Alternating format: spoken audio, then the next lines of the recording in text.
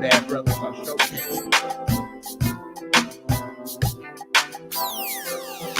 Shout out to you, man. Don't do that again, Sonia. Take the wonder, steel cut oats, raisins, oat milk, cinnamon, real value.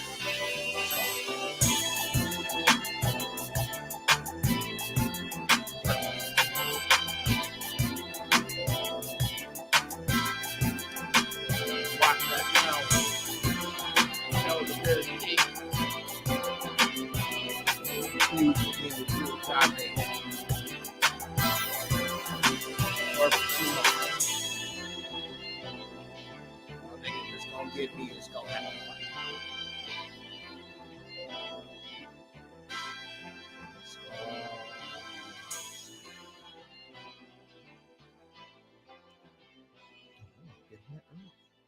You know what? I did this early.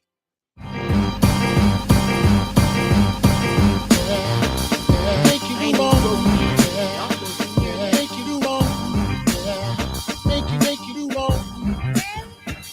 Make you do wrong. Make you do wrong. Make you do wrong. Make you do wrong. Make you do wrong. Make you do right.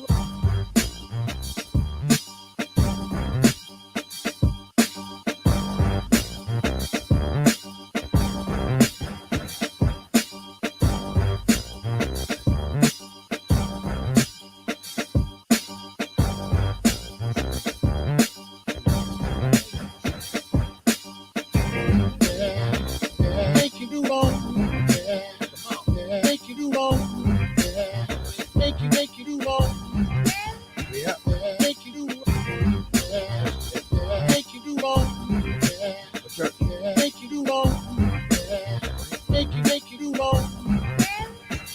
Make you do right. Make you do wrong. Make you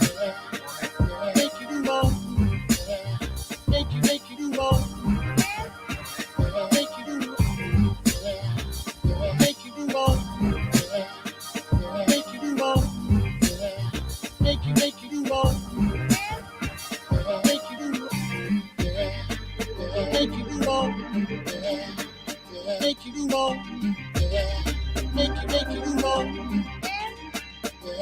right.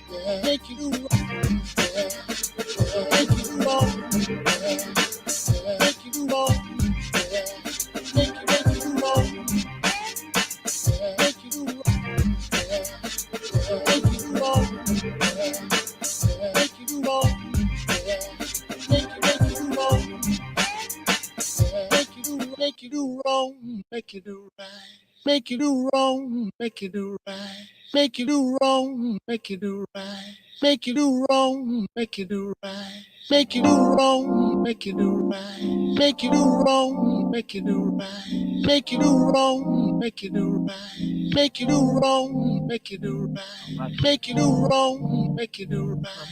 Make you do wrong. Make you do right. Make you do wrong. Make you do right. Make you do wrong. Make you do right. Make you do wrong. Make you do right. Make you do wrong. Make you do right. Make you do wrong. Make you do right. Make you do wrong. Make you do right. make you do wrong, make you do right, make you do wrong, make you do right, make you do wrong, make you do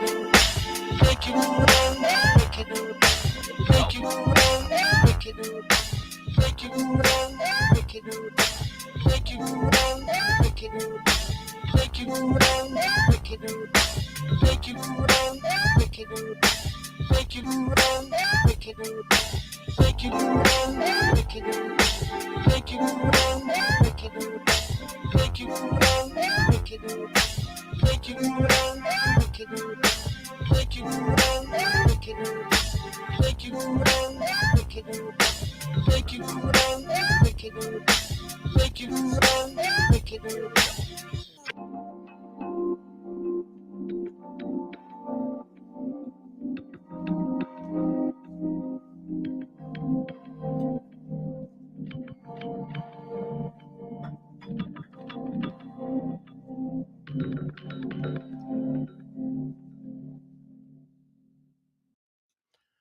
What's happening? What's happening? What's happening, people?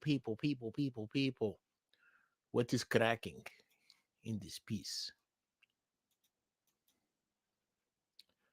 It's your Uncle Judd. And welcome to the first church of holy shit, where I am your sort of humble servant, your Uncle Jeff, getting it cracking in here this Sunday morning. And one of the primary goals here, and the first, oh, here it is, drop my lighter. One of the primary goals here at the First Church of Holy Shit is to save you time on Sunday, as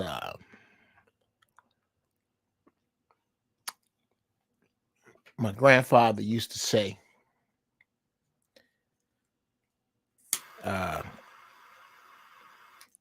somebody fucked up and told me God was everywhere, so I pray from here.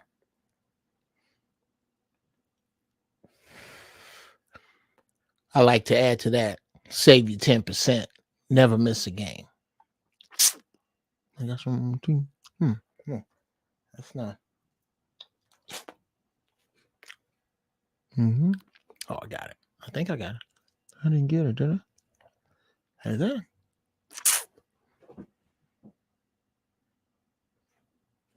Nigga, that's just your goddamn teeth with these braces. Okay. Save you 10%. You never miss a game.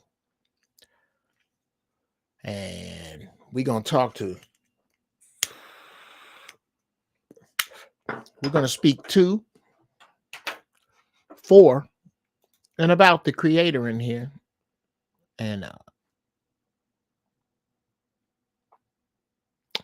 yeah. We speak to, for, and about the creator. From a place of some holy shit. Not no bullshit.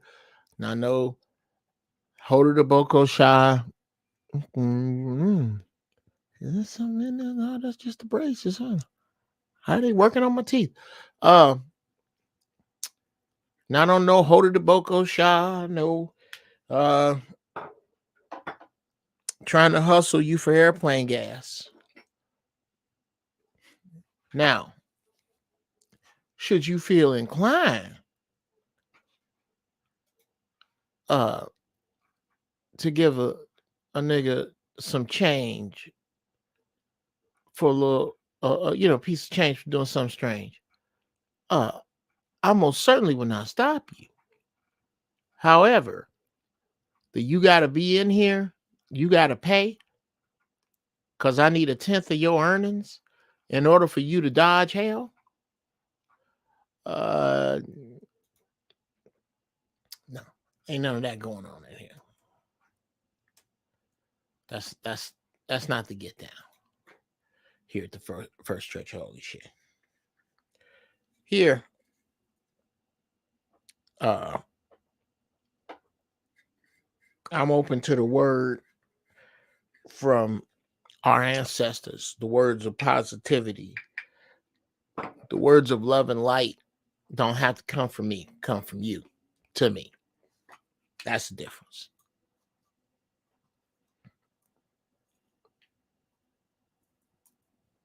I don't profess to be way smarter. I profess to be open to give and receive, to give you my mistakes and receive wisdom from wherever. We filter that through our souls and our intellect and our experiences. And then we come forth with what we feel is right. That's how we doing it here. And there's certain wisdoms, certain experiences that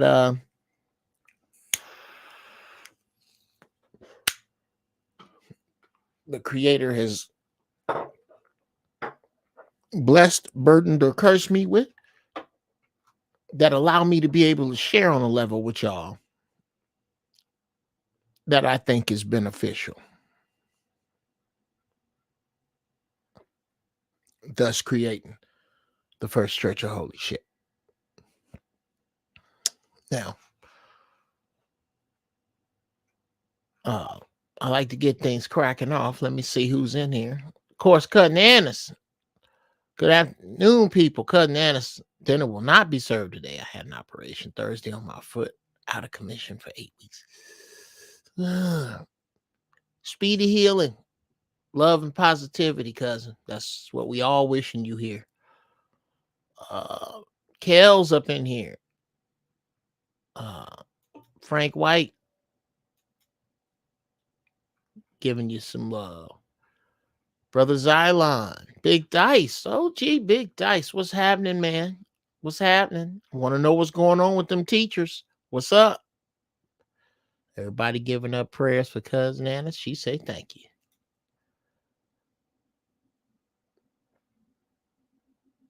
Put the Xylon in here. If you're in here for the first time, put a P2B1 in the chat. Jay Dwizza, what's happening?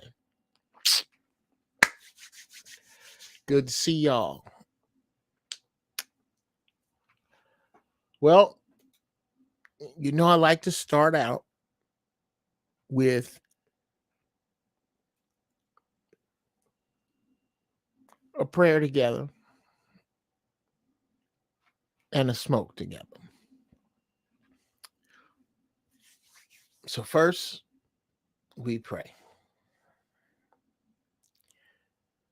Creator, Father, Mother, God, ancestors, positive energy, positive light, the creator of all, whose name which I know not.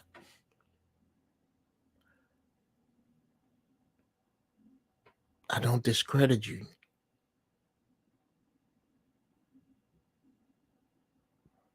By saying that I know your name, because I don't. I know what I was told. But I know that these energies are real. You are real. Positivity is real. The attributes, elements, and powers of my ancestors are all mine to collect and use for good. I thank you and ask that you give me the right words to give to these people, to make them understand that all things that I say don't come from me, they come from you. And they come from other places. Well, don't let me lie, not all things, because sometimes I put my own bullshit in, which I'm asking you to keep to the left if need be. And if some of my bullshit works, then yeah, I want that in there too. Make our minds open, make our hearts open. Let us do away with all division. Let my words speak to my people and meet them where they are and give them what they need and send them where they need to go. I ask these blessings in the name of the Most High, in the name of the force, of which name I know not, and to my ancestors, and to all positive energies and forces. I decree my words to be so. All right. First we pray, then we smoke.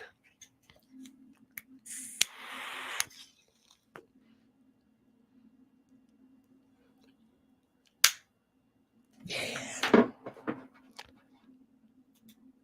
Can I get a nigga, man? All right then. Okay.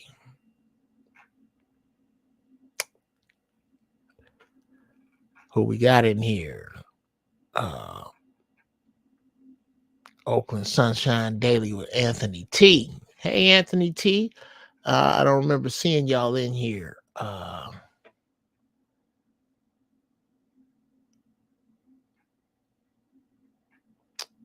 don't know about that, William. I don't know about that. We'll talk about that. Peace, Wally Gibson. Albert Zenquist. Beats got me outside spitting, and I don't even. Thank you, brother. That's me and the cats I run with, man. Shout out to Rashad Coles, Clint Sands. I think that's who I played today. Yeah. I got to be something in there. That's something in there. I get that way.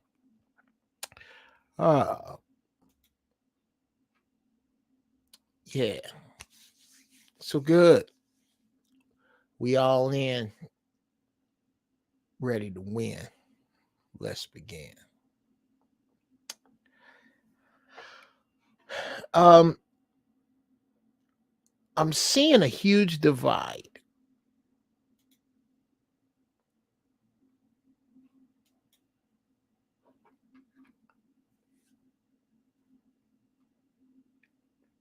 I'm seeing a huge divide. And yeah. I'll bust that out later. Yeah. Yeah, nigga. See that nigga in the First Church? Holy shit. Okay.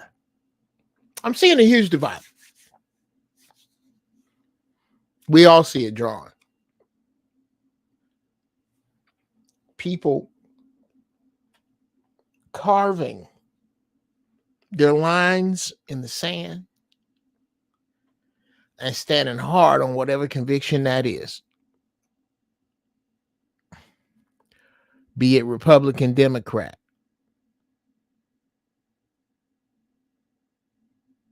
Christian, atheist, Muslim,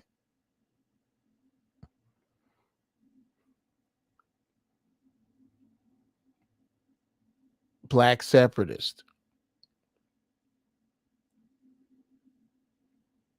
pro-black separatist,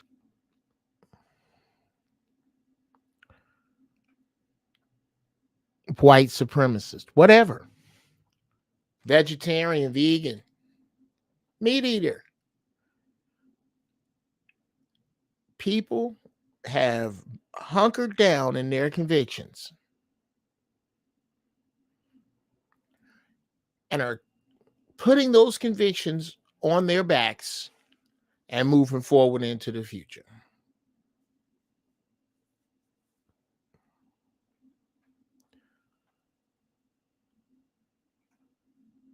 I'm good with that.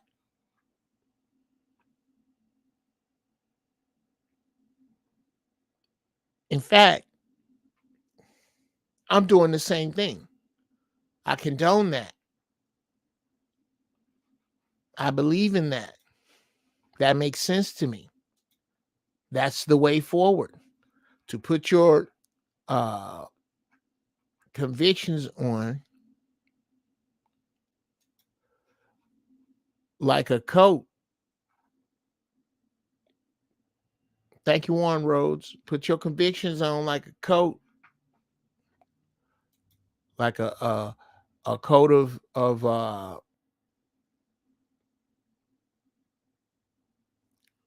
protection. Put them on and move forward. Absolutely. But where are you going? Do you know?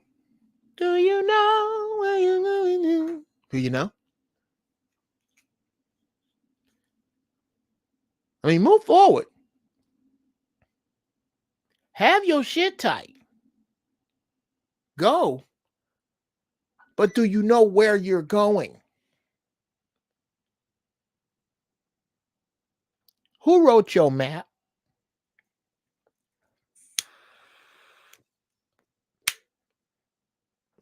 Did you?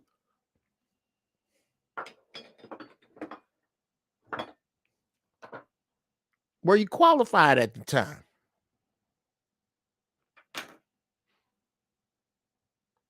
Were the people qualified at the time who wrote the map you dealing with right now?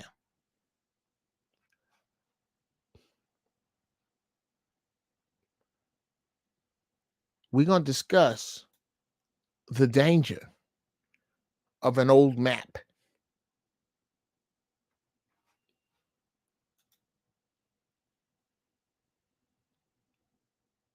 The danger of an old map.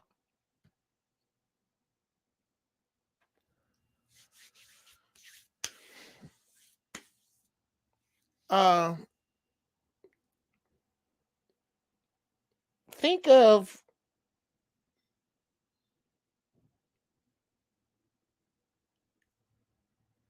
everything you do. What up, one cool uncle? Think of everything you do.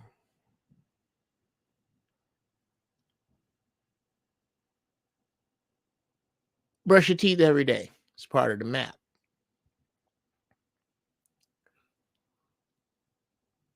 Now that's the map. Do you follow it?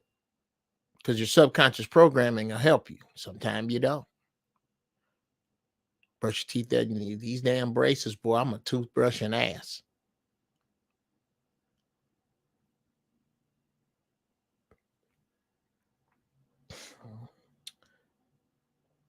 All your deeds, how you eat, where you go, parts of your map. Your true north, not your habits.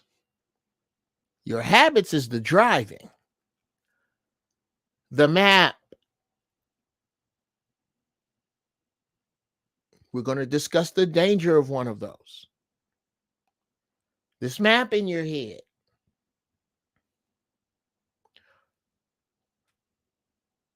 Look both ways before you cross the street.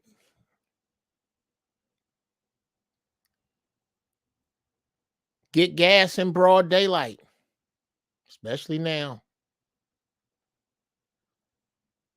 Don't eat everybody potato salad. When you that is driving me out of my mind. When you have a drink in public, if you turn your head from that drink, don't look at it again.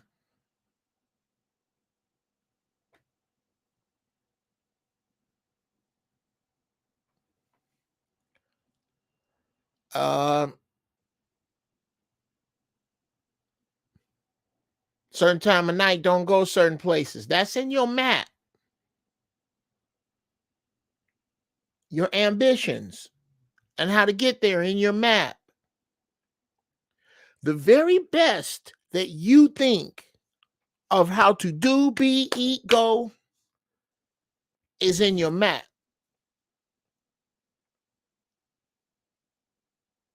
How big an interstate or a little bitty road or thoroughfare is up to you.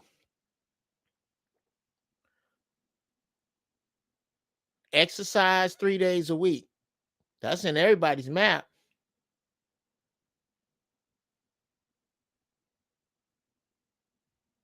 or good exercise.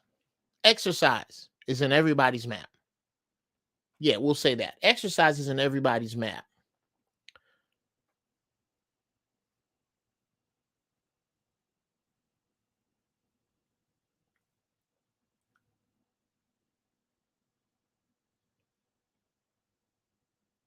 Will Smith, NFL players, professional athletes, many actors, The Rock, Kevin Hart. That's an interstate. Oh, that's going to happen, and it's happening big on their map. It's on everybody's map. Now, Bruce's map, it's a little purple road that goes down. He ain't got the same map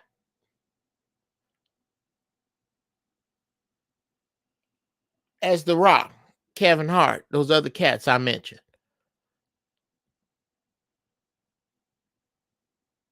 So he more than likely is not going to wind up in the same destination as them.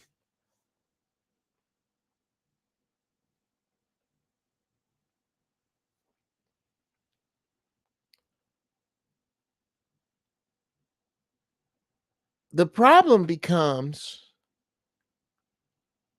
with your map when roads close, when the topography changes. There's a bridge out.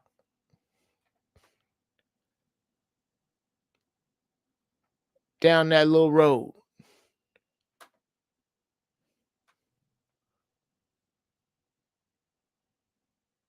Down your particular exercise road. The topography has changed.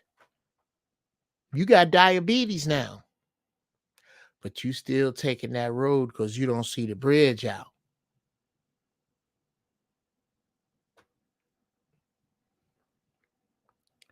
Because you didn't change your map.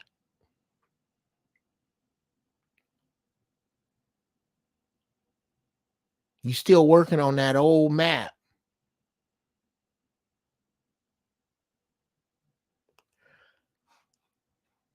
And it's to be understood. It's to be understood. I get it. A lot of what we do, we just plain old damn ain't ready to give up.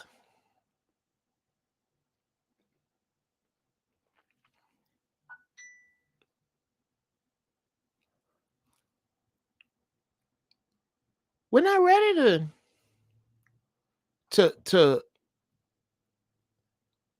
stop doing what we used to do. We're not ready to. The old map feels really good. Prime example.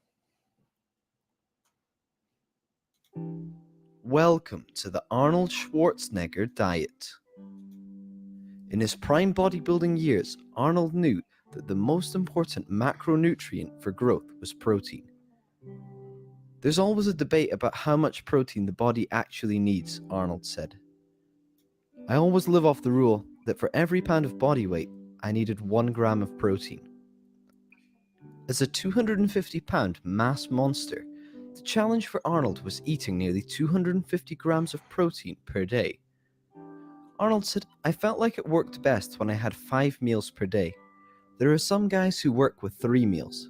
For me, 5 was always the answer, because I was never a big eater. I always felt comfortable with a regular. Now, that's enough. We'll stop there. That's plenty.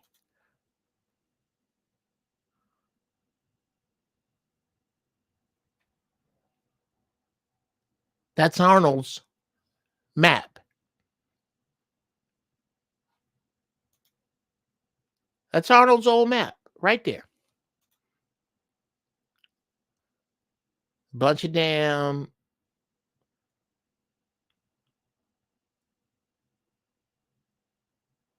protein. Bunch of damn protein.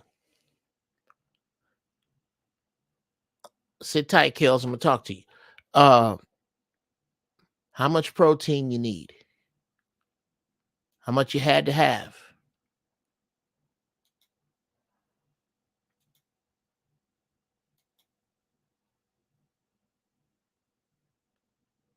The common phrase was a gram of protein per day per pound of body weight.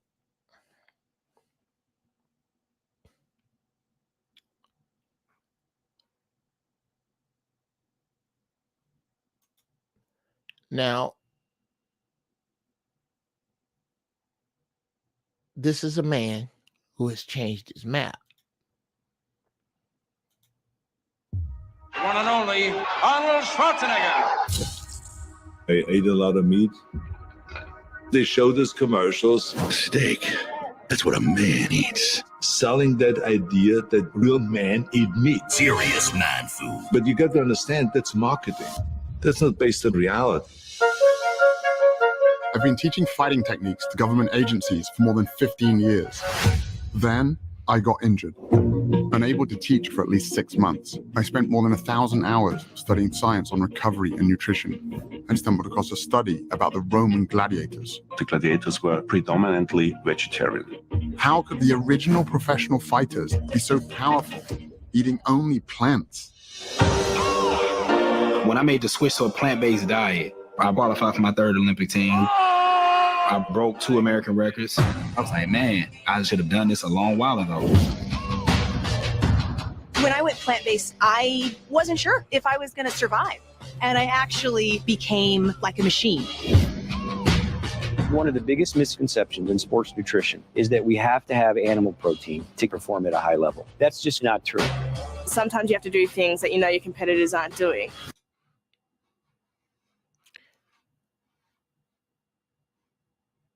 I believe that's the point.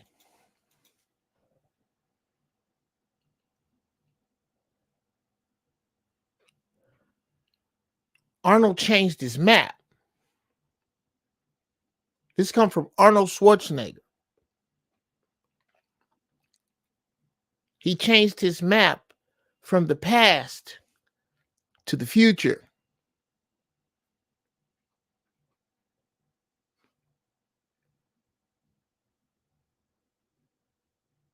Because he saw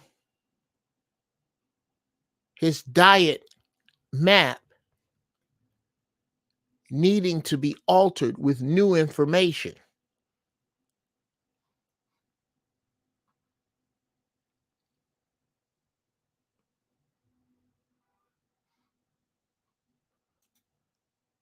Exactly, Kills. It's like the old GPS you had to do updates for. Yes.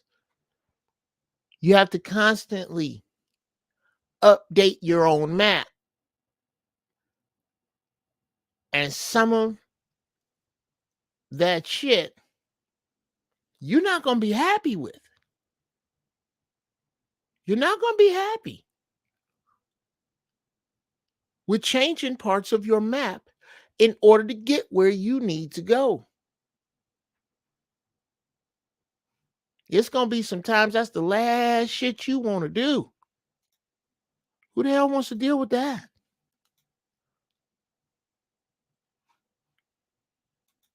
Nobody. Because you have to look you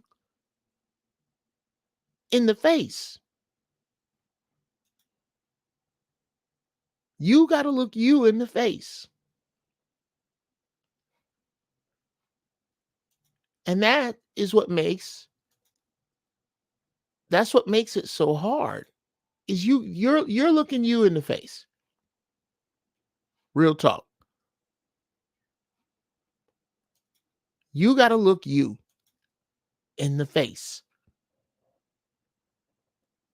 to take the road of the map. The map is what you know to be good. I'm not talking about what you do. I'm talking about calibrating your map. The map, you can have a map of the United States and look anywhere on it. Its accuracy means not a damn thing if you don't move.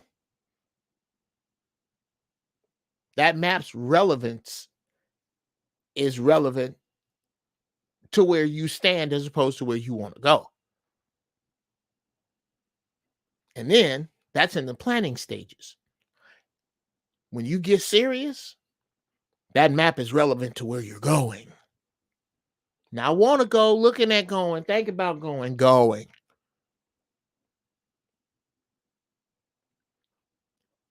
So I'm not talking about what you do. Your stick-to-itiveness, your drive. I'm talking about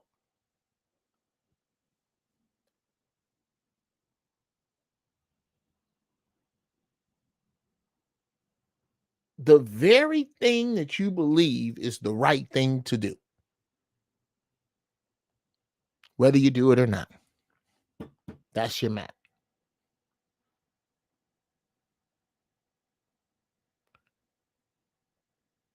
Somebody's map was wrong when it said, keep making beepers. And somebody kept making beepers.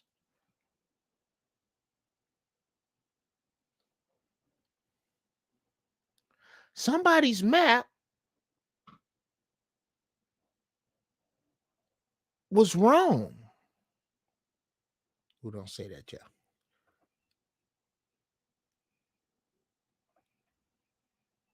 If your map is wrong,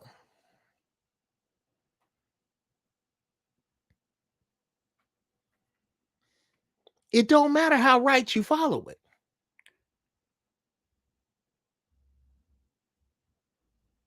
Once you can reconcile it as wrong,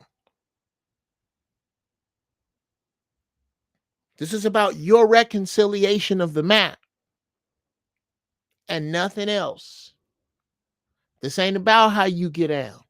This ain't about what you do. When you reconcile that map, when you say to yourself, I know this is the right way, but I'm finna do that.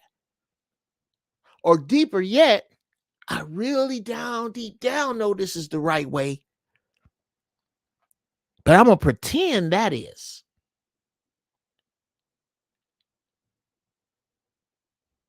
The more you do that every day, the further you get off course. Because you know good and hell well, preaching to yourself, Jeff, you know good and hell well that that's the right way. But your ass, yeah, I know I ain't supposed to be drinking no soda. Yeah, I know I ain't supposed to be eating whatever. Yeah, I know I ain't supposed to have no meat. Yeah, I know, till one day you are that far from health. This was healthy. You are that far from health. And sometimes you can't close the triangle. You can't come back this way. You got to come back down that road. All while the sand in the hourglass is falling. Time keep on slipping into the future. I don't know how much time you think you got. I don't know who told you you got more time than the rest of us. I don't know how you pull that off. Neat trick. I dig how you did that.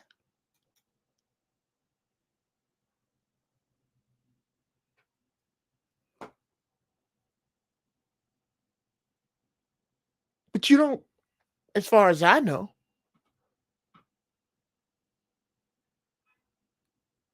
add or subtract with anything other than positive and negative. I believe you can positively affect your time on this earth to be here longer. And we all know you can negatively get out of here.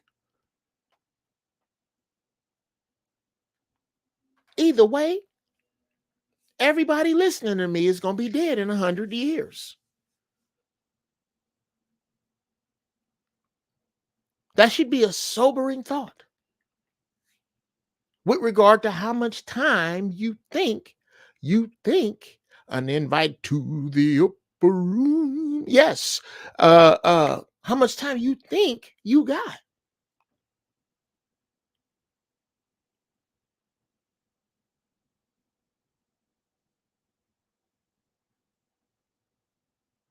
I don't know how much time you think you got.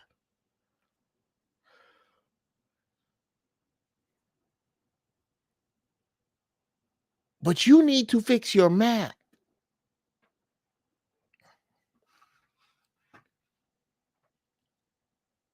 Have the guts to at least look some truth in the face. Because, and I'm not talking about what you were taught. I'm talking about what you have edited from the material that you have taught. You were taught. Dig it. What is it this time, Cookie? You done stuffed my wagon full to busting with non-essentials. Look at all this. Cinnamon, oregano, cilantro. What in a cockadoodle? Cilantro. What is this? That would be lettuce. Lettuce? Lettuce? It's a vegetable, Cookie. The men need the 4 basic food groups. I got you 4 basic food groups. Beans, bacon, whiskey, and lard. All right. All right.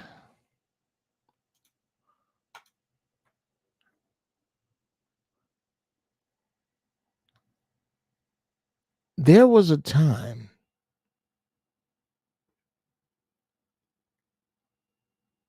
when we thought the USDA gave us the 4 main food groups. Think there was meat,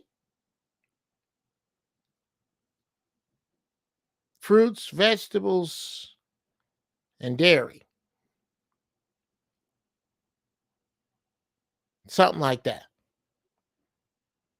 And you had to have one represented on your plate each day.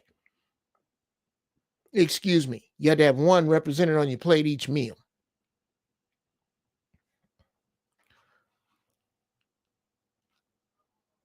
That, I submit to you, ladies and gentlemen, is an old map. It's a plain old map.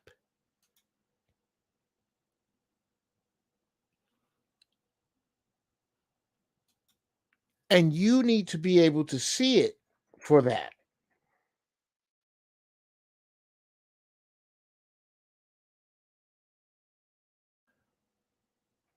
There was a long time, and not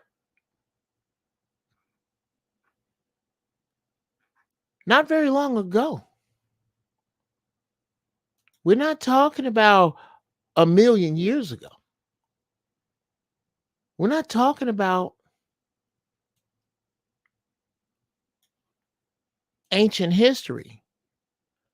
We're talking about the 80s, ladies and gentlemen.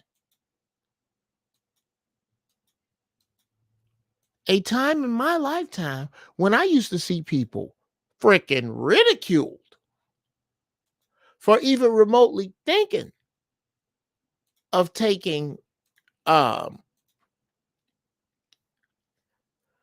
dairy out of their diets.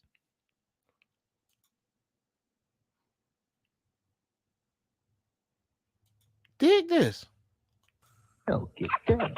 Milk does a body. Milk does a body good. Pass it on. What you mean? Keep you cool and keep you lean. Makes you big, makes you strong. Picks you up all day long. Because it's all there. Good for teeth and bones and hair. Milk it does the body good. Pass it on. Milk it does. Milk it does the body good. Milk it does the body good. Pass it on. Now, that was the 80s.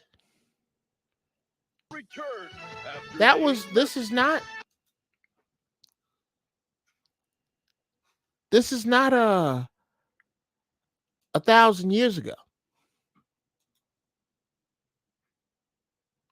This is the 80s, niggas.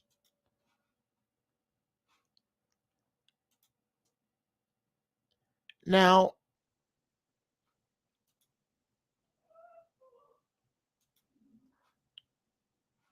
just a few decades later, a few decades later,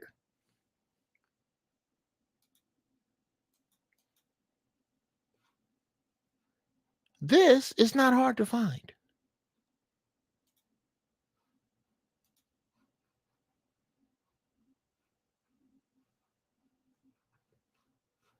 Okay. This pisses me off because God damn it, had my shit all set up. Is it even possible to be a healthy vegetarian or vegan? Is it possible to be a healthy vegetarian or vegan?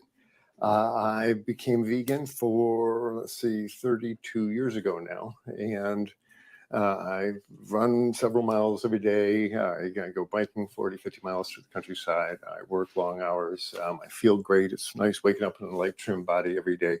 And so many of my vegan friends and patients, are just, they're thriving since their transition to a vegan diet.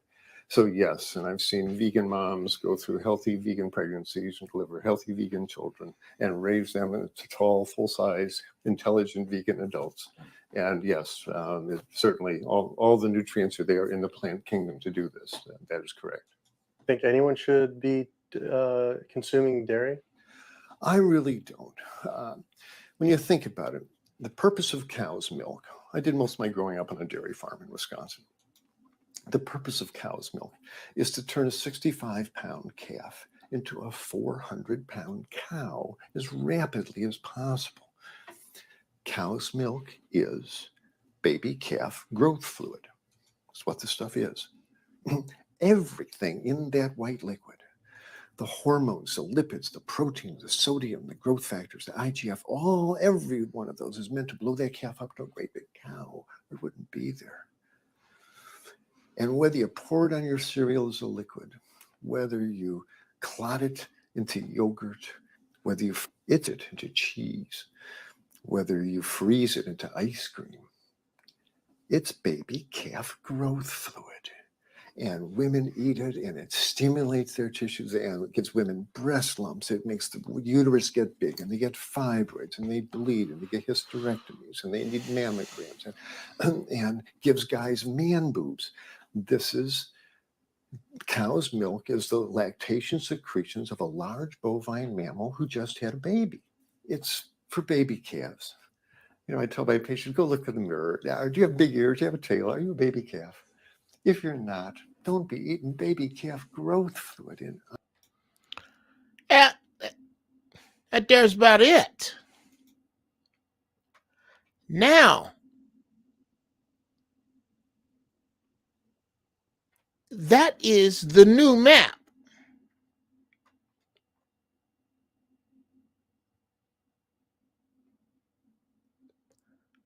That's the new map.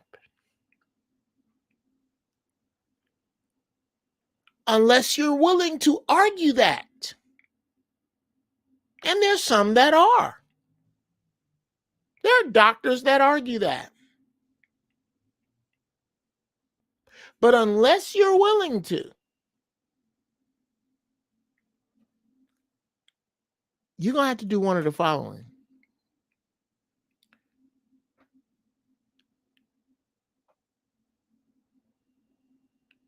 You're going to have to either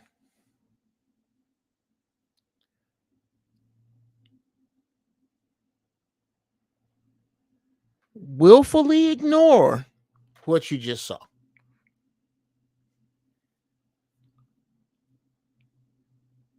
or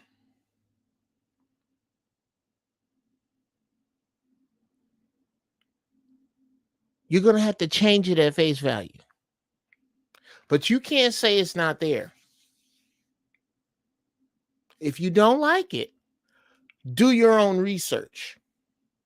But understand that if you still gonna have you some bacon and eggs with a little milk,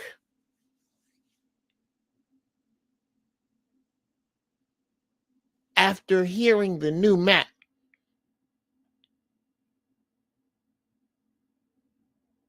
after seeing the new True North and letting True North change, and this ain't just about a beating you up for your diet thing. This is about all things new map. How many of us were taught to buy a house in order to have something that you can springboard into? It's the first chip into wealth building. We've all heard that, right?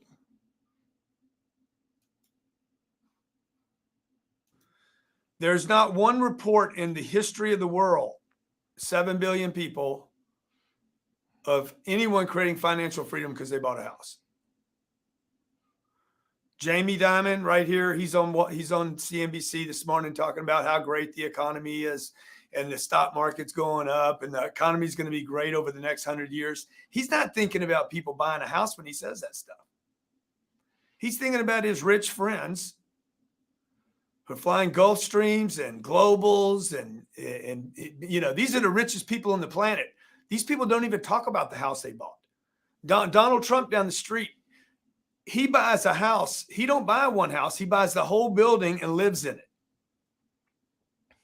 Now, the everyday guy that's like, well, I can't do that, man. I can buy a little bit of the American dream by buying my house and, you know, one day it'll be paid off. Go fly over Sao Paulo, Brazil.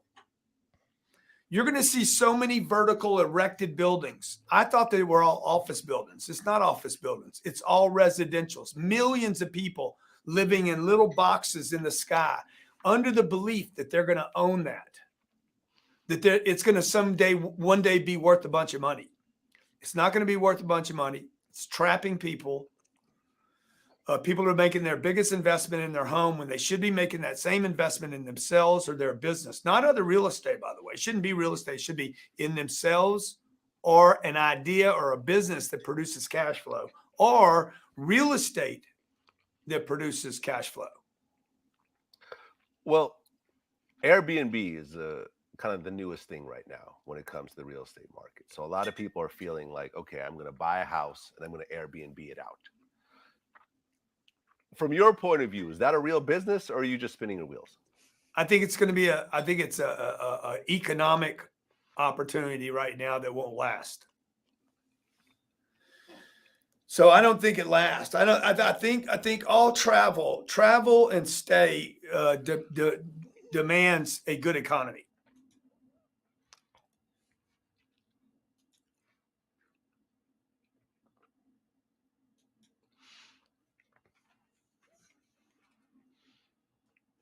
There you have it.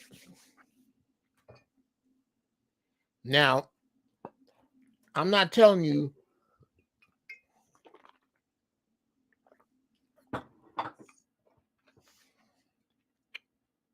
I'm not going to tell you how to spend your money.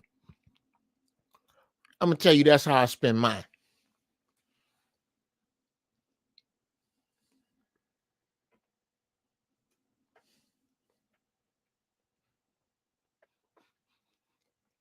I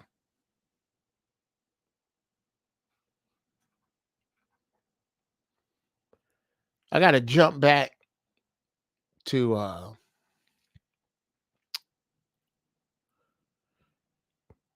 Pooh for a second. I get turkey sausage from Philly on 9th Street. There's a kosher butcher in Philly and there's everything made from chicken or turkey. All right. Let me talk to you people about how nasty turkey is. The cleanest turkey in the world is animal protein. Your body has no room for it.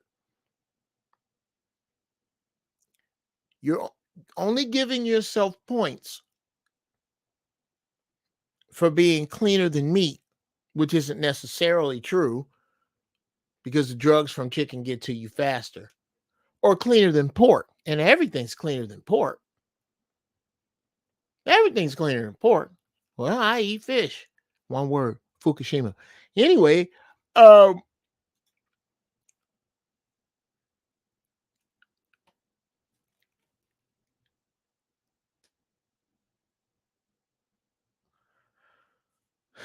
wow, Jay. Yes. Turkey's bomb if you smoke it.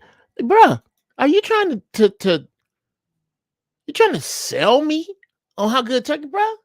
You don't even want none of my look here. You don't want none of my dark meat barbecue turkey. You don't want that. Make it taste like brisket, but sweeter and smoother. You know, okay? With the caramelized onions. Look around. You ain't telling me shit about how good some turkey is. Fried? Love fried turkey with some hot sauce. Macaroni and cheese. Ugh. I just can't do that no more. I didn't say I didn't like it. In the words of the great Richard Pryor, I wasn't taking cocaine because it felt bad.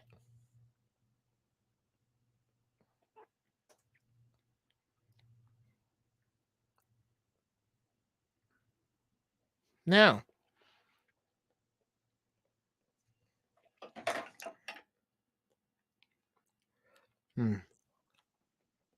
oatmeal gets stuck in your braces.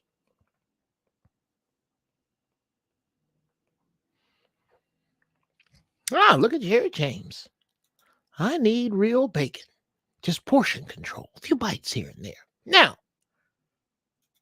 Brother Jarrett,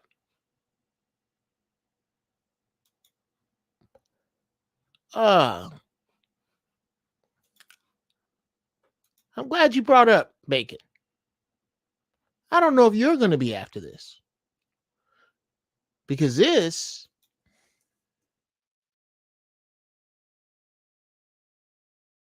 is the prime. This, what you and I are about to go down, brother, is the prime road. I don't know why the creator would have me do this. Would have you do this. I don't know why the creator would have you do this, James. But, brother, this is exactly what I'm discussing. James, we're about to figure out how you're using your map.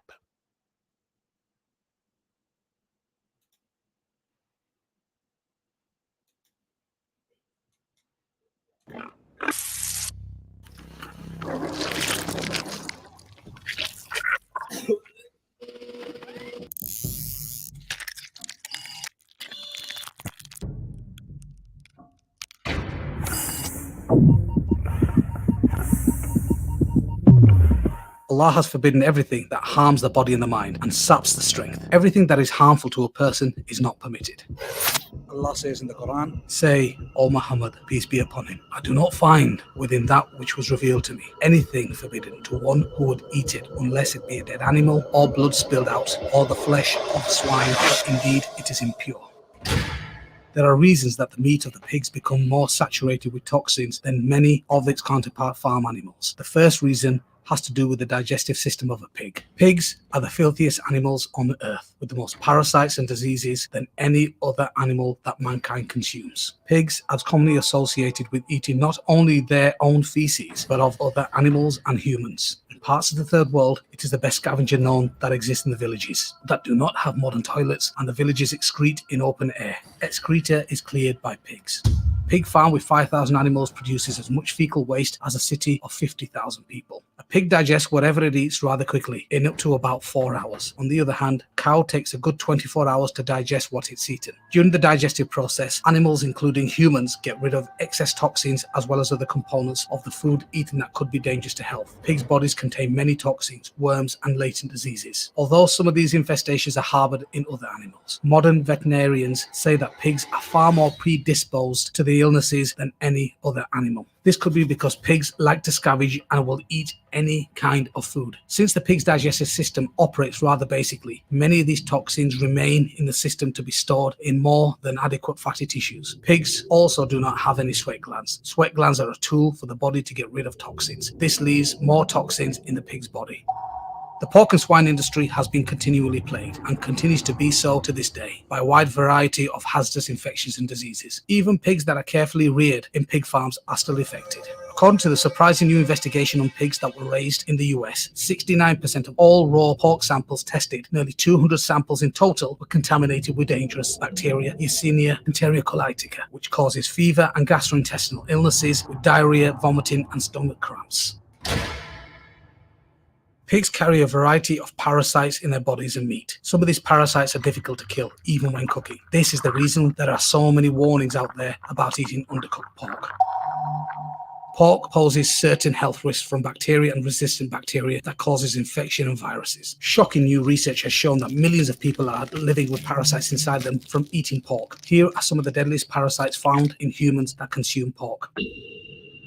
Pork tapeworm parasite, Taenia solium. The pork tapeworm is number 1 in top 10 list of foodborne parasites in the world, affecting 50 million people worldwide, killing 50,000 people each year worldwide. Though these figures are both likely to be underestimated according to the researchers. Tapeworm infections are common in Asia, Africa, the Philippines, South America, parts of the southern Europe, and pockets of North America. The pork tapeworm can affect your heart, brain, lungs, and diaphragm. In 60% of the diagnosed cases of pork tapeworm, the victim has cysts inside the brain, and with the cysts in the brain you get seizures, coma, hallucinations, or even possible death. The pork tapeworm forms cysts inside the tissue of the pig. When the human eats pork, they get infected. Adult tapeworms living inside the intestines of humans produce up to 50,000 eggs each. In the human gut, the cysts form into an adult tapeworm, where these can grow up to several meters long. The adult worms lay eggs that have passed into human feces. If the pig eats the feces, the pig grows cysts inside its muscles, tissues, and the life cycle repeats. Tapeworm larvae brain parasites is an increasingly serious public health problem around the world. Pork tapeworm larvae can create cavities in the brain and other parts of the body tissues, where their tiny bodies can grow sometimes into tapeworms 2 to 7 meters long and can live up to 25 years in the human body. CT scans have shown affected patients having so many wormholes in the brain, making it appear similar to a starry sky.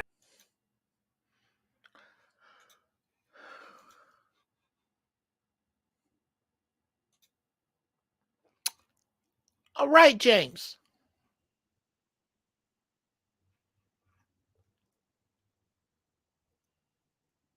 Let's get back to what you said. I believe it was, I need real bacon. Just portion control. A few bites here and there. Now, we can agree after seeing that pork, we could use the word poison, right? I'm going to use the word poison and put it where bacon is. I need real poison.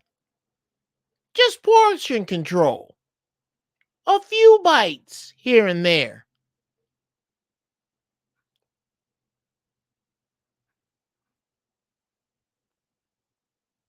How about Focus Willie? Don't do it. I like poison.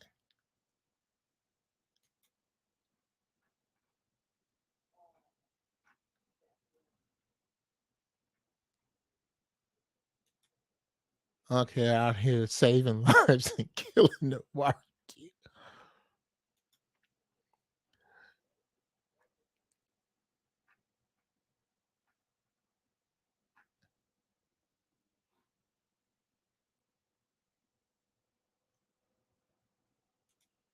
Civilized peoples of the world didn't eat pork. So what's our people's excuse? It tastes good.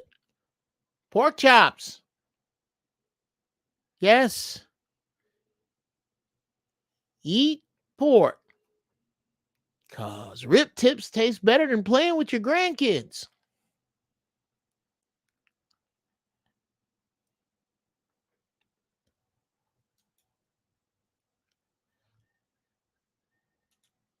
A lot of meat back in the day wasn't stored properly. Cousin Annis, you can raise a cow, a pig, or a chicken yourself. Slaughter it yourself, and your body doesn't know what to do with it.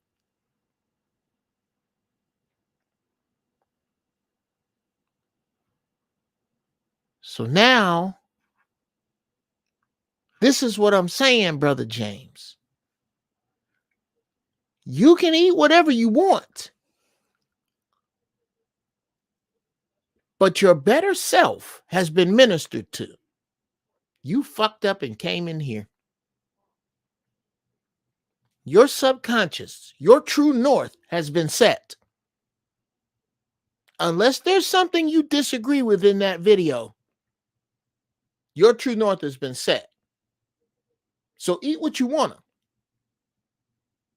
But just understand, when them ugly words get to you, stages 1 through 4, metastasize, colonoscopy,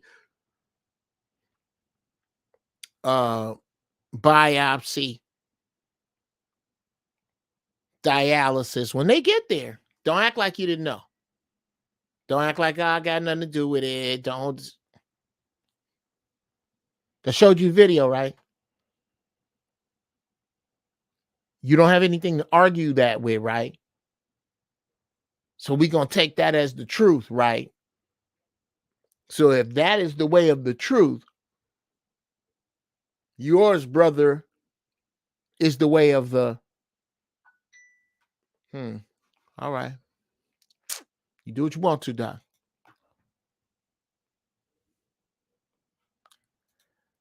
You can have whatever you like.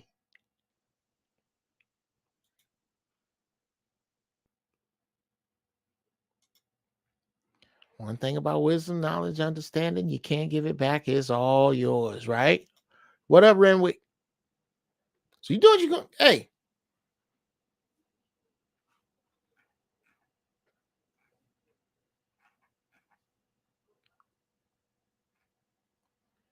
What y'all saying in here?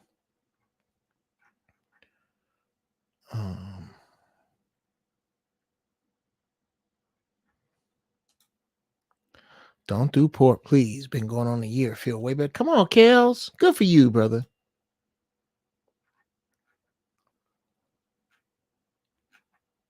So I'm not really even tripping on what you do or don't do.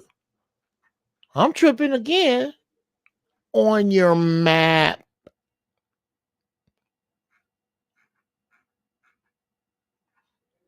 You should be always trying to calibrate your map.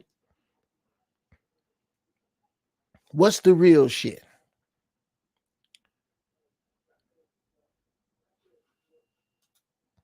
I had a patient with schistoma in their urine last night. I don't even know what that's about, but I don't want it.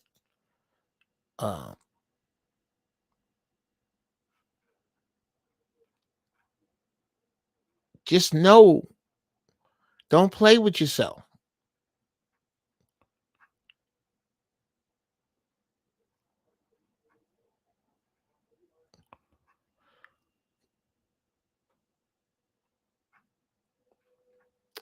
Don't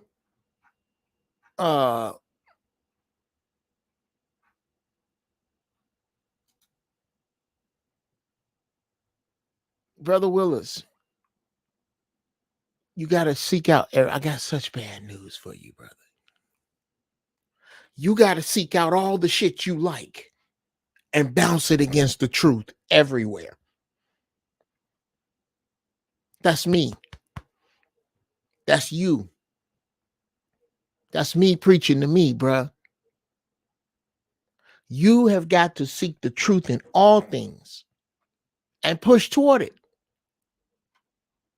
It ain't just bacon, bruh. It's some people around you. It's some places. It's some concepts.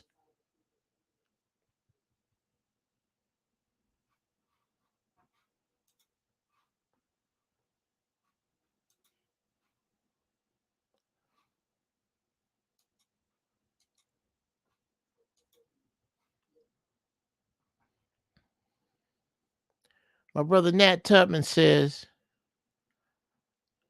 you stupid, Chris. I'm gonna tell you, I'm gonna tighten you up with my boy. Yeah, shout out to Tony Be Conscious. Look him up on Instagram. I don't know, just Tony B and then Conscious. He should come up. He sells these. I watched my mother die because of what you're talking about, bro. Yes, sir, brother Nat.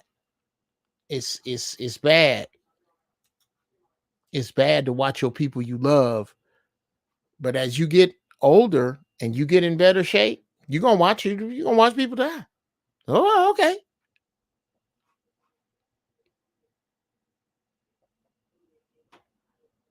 Oh, he had eggs in his pee-pee? Schistoma, as we identify as the eggs of flukes, i.e. poor parasites of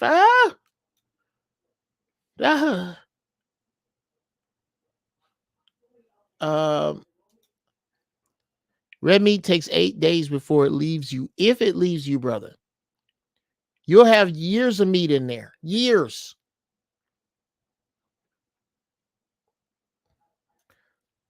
So basically, I can't eat no meat at all. Okay.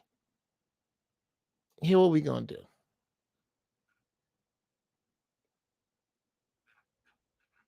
Here what we gonna do. I'm gonna play one more Grant Cardone video, and then we gonna open the doors of the church. Okay. Cause and let me know, young bucks, if y'all gonna come in here and talk. Let me know if you want to come in here and talk about your diets or whatever. You're all more than welcome to roll the hell up on in here. How many homes could you own? A lot fewer than you can rent. So let's talk about the primary place where you live and you raise your kids and you have your marriage. Should you own that or should you rent that? I'm going to suggest to you that the best thing you can do is rent where you live and own what you can rent to others. And the reason I'm saying that to you is because you can actually grow scale in buying rental properties that you can't in owning homes.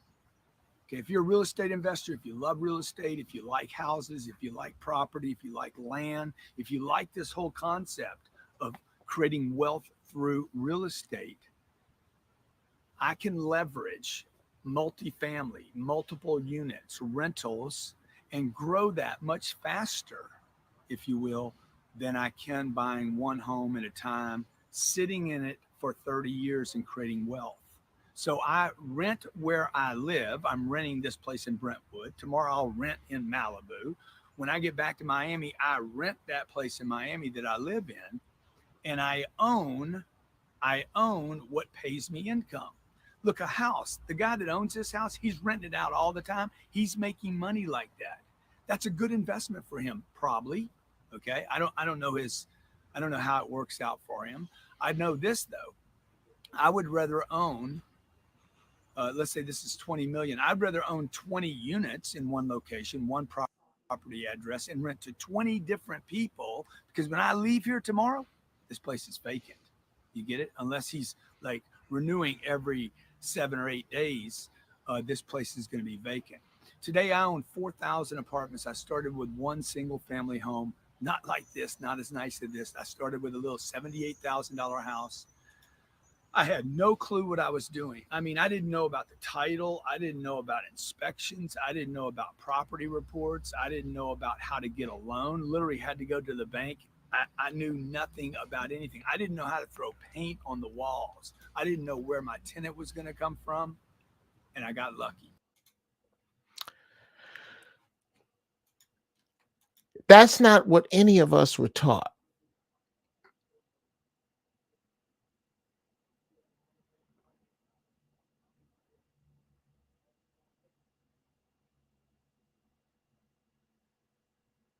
None of us were taught this. But in order to recalibrate yourself to financial independence, that's what you're going to have to do. Does it make sense to you? If it don't, keep doing that. But if it does and you don't, then you're a fool.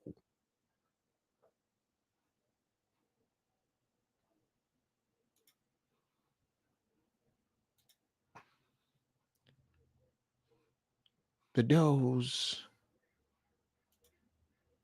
of the church is open.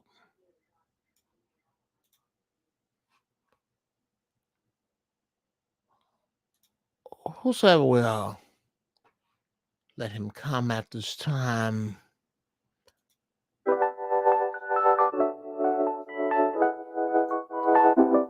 Hopefully today's sermon did you well. Hopefully you take home with you today. Stop eating all that. Jeff Breeze music. Don't hurt your neck. Change your name before one day life comes along, gives you what you ask.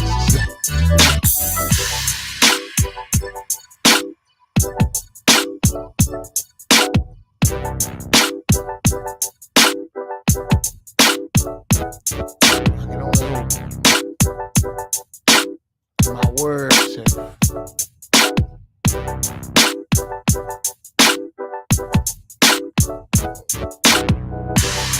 fallen on the ears of those who can be aided by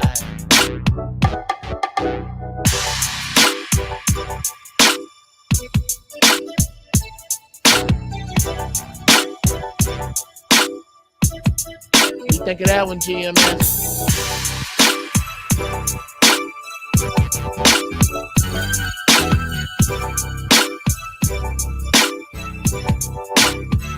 Come on here, y'all.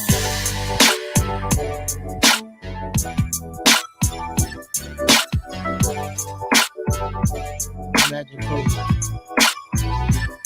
my whole choir roller skating down out the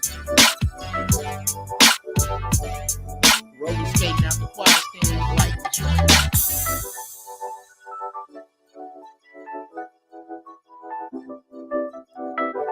And all their beautiful robes flow out and make a circle. They roller skating.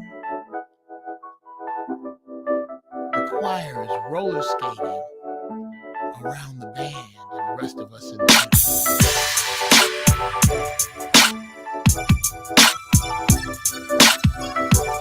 That's why I want to smoke the best shit. And when you see shit like that in your head.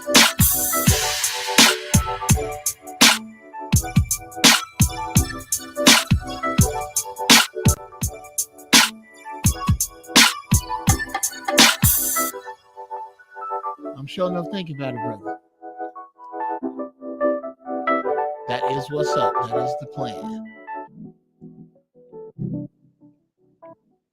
Yeah. Let the music take background while I bring it in. Ladies and gentlemen, there she is, healing up. Cousin, what's going on? How you, sis? Trying to hang in there. Hey, sit tight, GMS. Sit tight. Mama, ain't gonna be no what Nan is cooking this for how long? 8 weeks. 8 weeks. Well, I can promise you this: when you come back, you're gonna have a segment on the show with it's gonna have its own music. I'm gonna have a graphic, and then we gonna bust your show out, and we gonna watch your food get healthier and healthier. That's what's up. I'm telling you right now. Changes I got to make. Sis.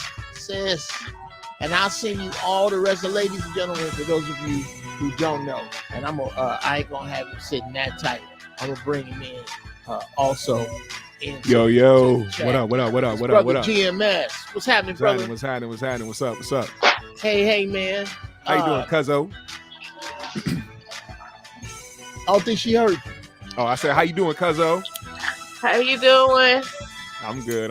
Blessings. That's my people right there. And man, when I tell you, she one of them people that when she give you a plate, all that you can't finish, you just want to roll around naked in. It's fucking fantastic. She just gets down. But we trying to. Oh, yes, I do. I get down, but I'm out of commission for 8. We trying to turn that 747 around and have it land in healthy land. But your foot. Now, what happened? What happened with your foot? I had to. Shut up. I had a bunion, and then plus when I was young, I was playing basketball and softball, and I broke both of my pinky toes. They never healed up correctly, but and they gave my feet was giving me problems, so he put two titanium screws in there and pushed the toe over and stuff. He did that on both foot, so this time it's the right foot that got to be done. And wait a minute! Right, you had both your feet worked on at once? No, I did the last one back in October. Okay. And this one has to be done. This one got done Thursday. Okay, so you on some of that bionic shit now. You got a bionic foot. Yeah. So yeah. So I don't think young people remember the bionic man and the bionic woman. No, they don't understand. But each foot has 2 titanium screws in them.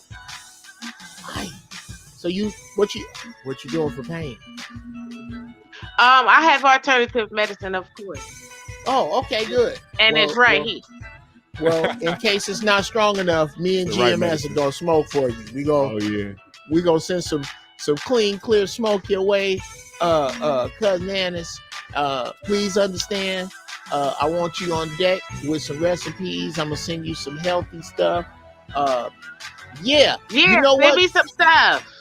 I tell you what, Cousin Annis, I'm gonna send you some healthy recipes, and I want you to flip them your way, and don't make them incredibly unhealthy, but do a little bit of your thing to them, and then we're gonna put those up here too. All right? Gotcha. All right, Mama, go ahead and heal up. I love you. You got to get the fuck out of here. I hate doing Peace, guys. Peace, guys. What's happening, big brother? What's going on, man? How you doing? I'm well, sir. About to start giraffe balls in a minute. We just kind of kicking it in here with after the first church of holy shit. Talking about changing your map. Right. And a lot of people, like I said, and this me included, bro. It's parts of my map I don't want to change. Right. It's part of my map, bro. Look here, I'm 56. Do you really think I want to be? I'm trying to work back up to 9 miles a week. Right. Running. Bro, I don't want that map. I like the map that leads to downstairs on the couch with a bowl full of weed. I hear that shit. Bruh, that's the map I want. Yeah, I can't have that map. Not if I'm gonna get in shape. That's what I'm on, man. I'm trying to navigate myself in the right place right now, you know.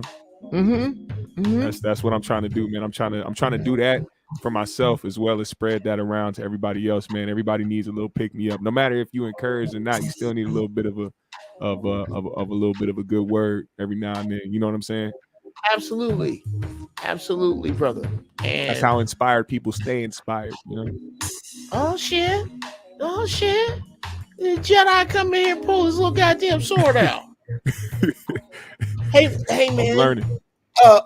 Speaking of which, dude, I cannot get over how much fun I had in that damn beat battle. Yeah, man, that was a joy, man. I went back and listened to it, and I can. The number one note I have for me is to shut the entire fuck up while the music is on, or mute yourself. But I be in it, so like it ain't about showboating. I just love it so much.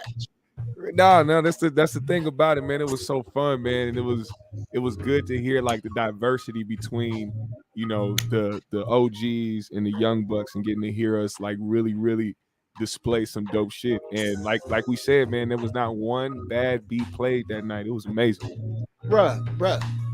There are certain things that deserve to grow. Yeah. You know what I'm saying? That thing deserves life. We gonna bring life to it as long as we able to do it, man. We gonna continue to breathe life into that, and I do believe in it. Yes, sir. Going. Well, we definitely we're gonna kick a meeting this week, because I got a few other notes that I think we need to implement that could really make it better. Not the least of which is one genre. Yeah. Like everybody got 3 slow jam beats, and it's slow jam night. Okay. So that we become a slow jam party for the people listening. Right. Okay. Let the joints play. Yeah. It's a nice playful date with your girl. For first date, playful first date.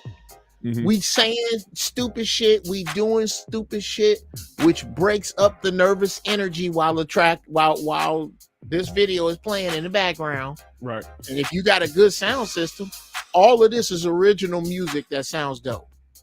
Exactly. Oh yeah. Sometimes I scare myself with my own genius.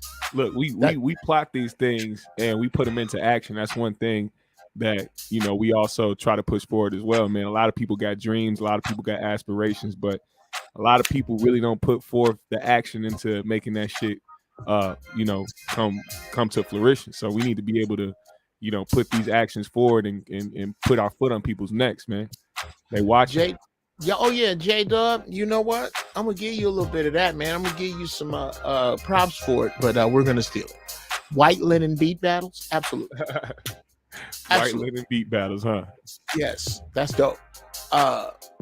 Yeah, man. So have you what have you seen as an outcome from the beat battles? Anything you've been hearing? Any The one thing is the most important thing is people saying to keep going, that they need another one. Everybody's waiting for another one. And I think the only thing that there was nothing that was messed up. The only thing that stopped momentum was how it started. See, if we would have started the right way, because I was watching the people flood in when we first started, instead of having to back out and do it again, I think we would have, you know, that would have increased the crowd. But we had a good crowd. We had a lot of people in the chat. Next time we gotta make it bigger, and we gotta definitely promo weeks out. Oh, absolutely. A big deal for everybody, because this ain't something that we gave those people, that certain amount of people, some really good quality shit. So we need more people in there to hear that good quality shit. Right. It wasn't how can I put it? It was a great time that could have been had by 100 people, 1,000 people, 10,000 people. And it's gonna grow like that, bro. Right. It's gonna grow like that. And it's gonna catch the ears and the eyes of more notable individuals who want to come through and participate. So that'll be fun. Absolute, bro. So with regard to the sermon today there, Cat Daddy,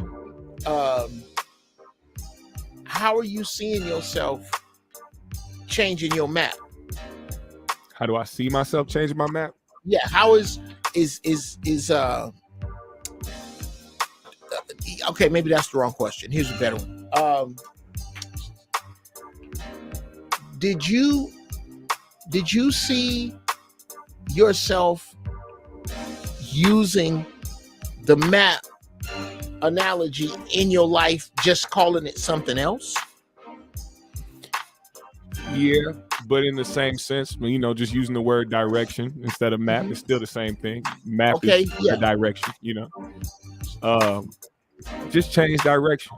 Like sometimes you can be on course and then you know you get to a point where the road splits into two. And you got to realize which way to go. Sure. And the thing is, a lot of people put a timer on that. So a lot of people put a time limit on success or put a time limit on the goals they achieve. Nah, when you at that road, when you got those two different roads, you got to choose to go down. You have time to sit back and think, all right, I see what's down this road and I see what's down that road. I see if I do X, Y, and Z, it'll lead me here. I do X, Y, and Z, it'll lead me there. Which ones will actually help me get to where I need to go the right way? Absolutely. And a lot of the times we see what we need to do, but it's sometimes not the quote unquote fastest way to get shit done. You don't necessarily need to do it the fastest way. You got to make sure it gets done, period. But it has to be done the right way. Don't rush it. Don't bullshit it. Make sure you stay focused. Okay, well, okay. Slow down there, young man. You slow down for a second, okay? You throwing this wisdom around like you had it since you was 9. Now, hey, I'm gonna need you to tell me when you were that, when did you become that convicted? Because I know I wasn't when I was young. Like, when did the light turn on and you go, you know what, I'm finna stop fucking up? Man, trial and error, bro. Trial and error. It's like one of the biggest things that people are kind of hesitant to do because people don't want to experience failure. They don't want to experience no's. They don't want to experience not being able to do something they want to do the first time they want to do it. Like it's you gotta really, really humble yourself in a way, and you gotta look at life as what it is. Like nothing is gonna come to you. You gotta go get it. Sure. That's the mentality I have right now. And bruh, and well placed. I think that there is a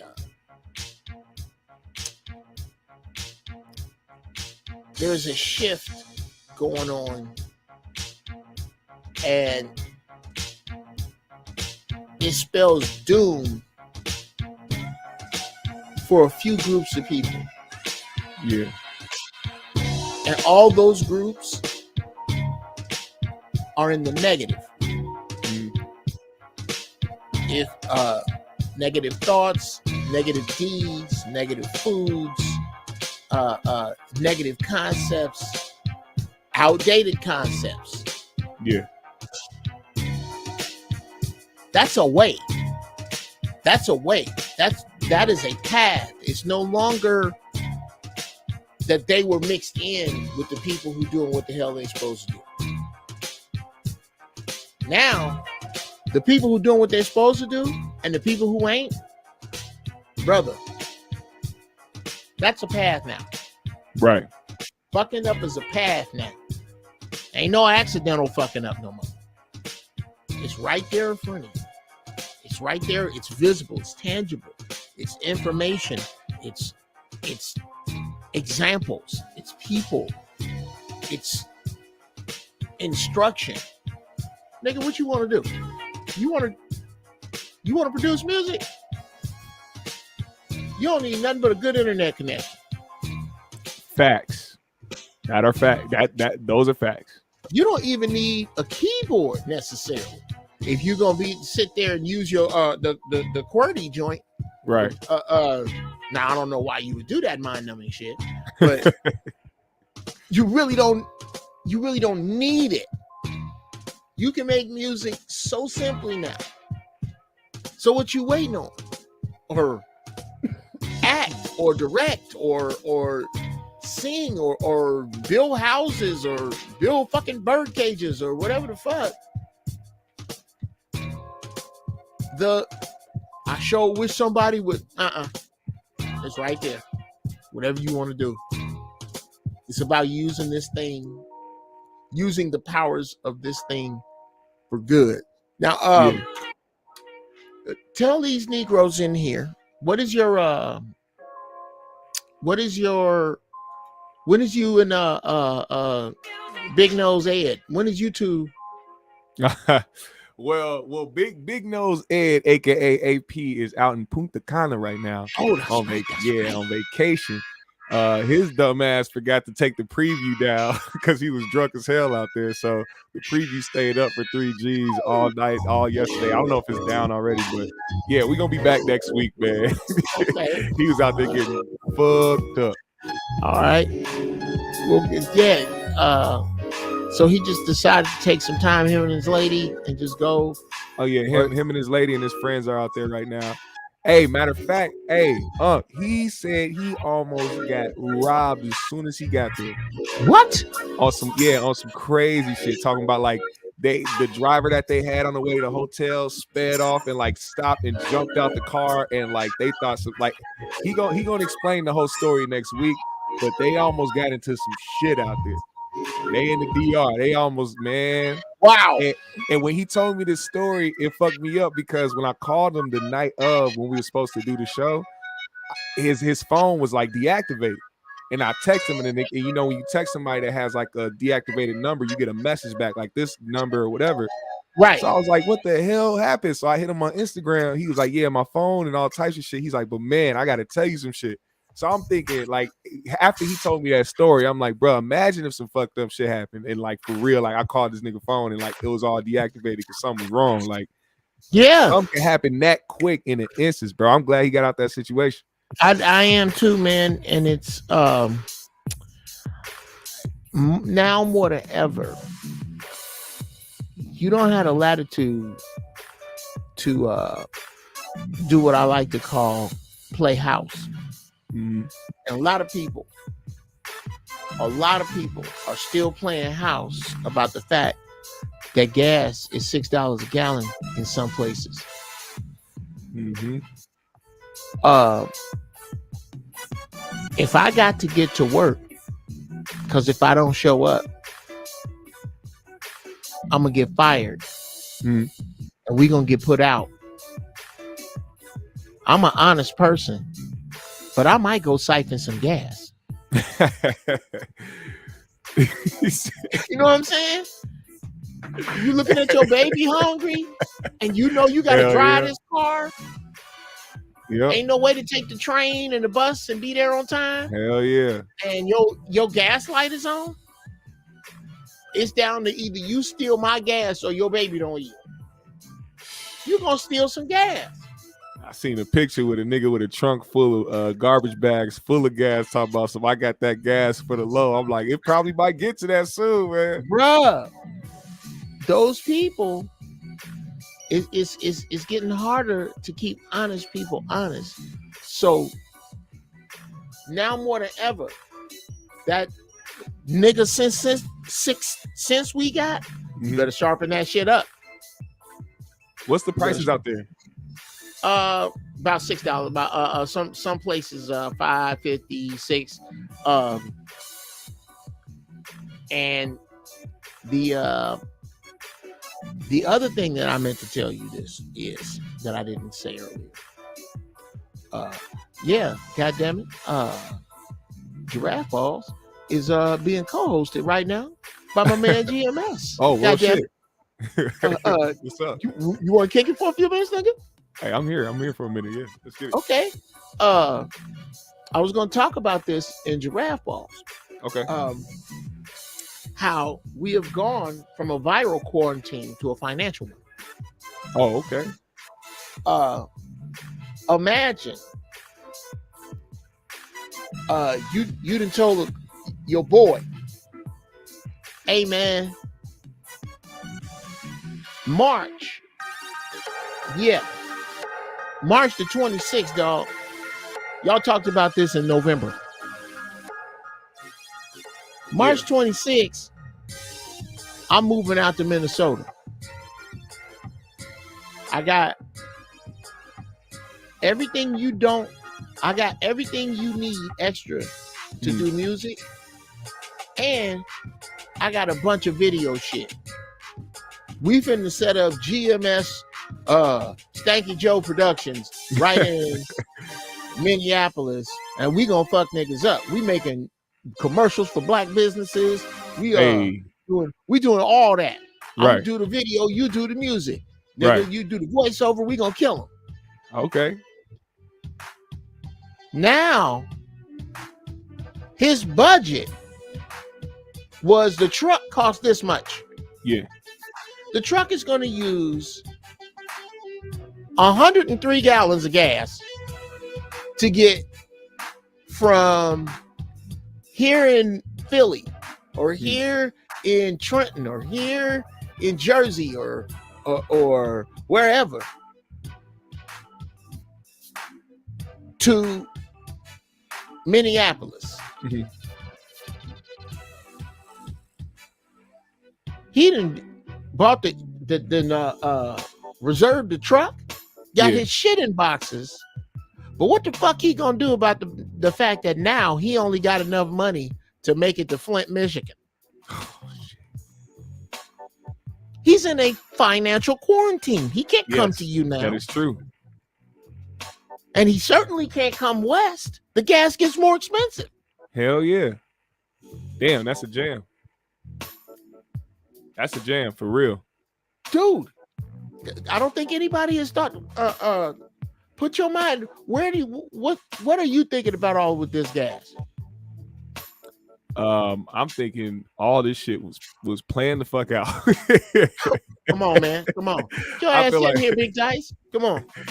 This shit was planned out, man. I feel like, I mean, of course, they always know when this type of shit is gonna happen, man. When the gas price is gonna go up, oil, all that shit.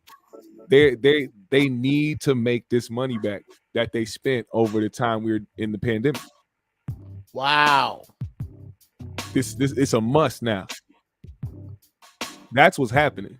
It ain't like all of a sudden Russia decided, hey, we just finna go to war and just do it. Nah, all these surrounding places knew this was finna happen. Like, nobody moves into war without all the other nations knowing about it. That it's like they see this type of shit happening. There's way too much technology. There's way too much in cahoots with everybody. People know about this shit. They didn't just spark up at the border in Ukraine. So I'm saying, like, it happened for a reason. They need to make that money back. I look and I'm a yes and. Okay.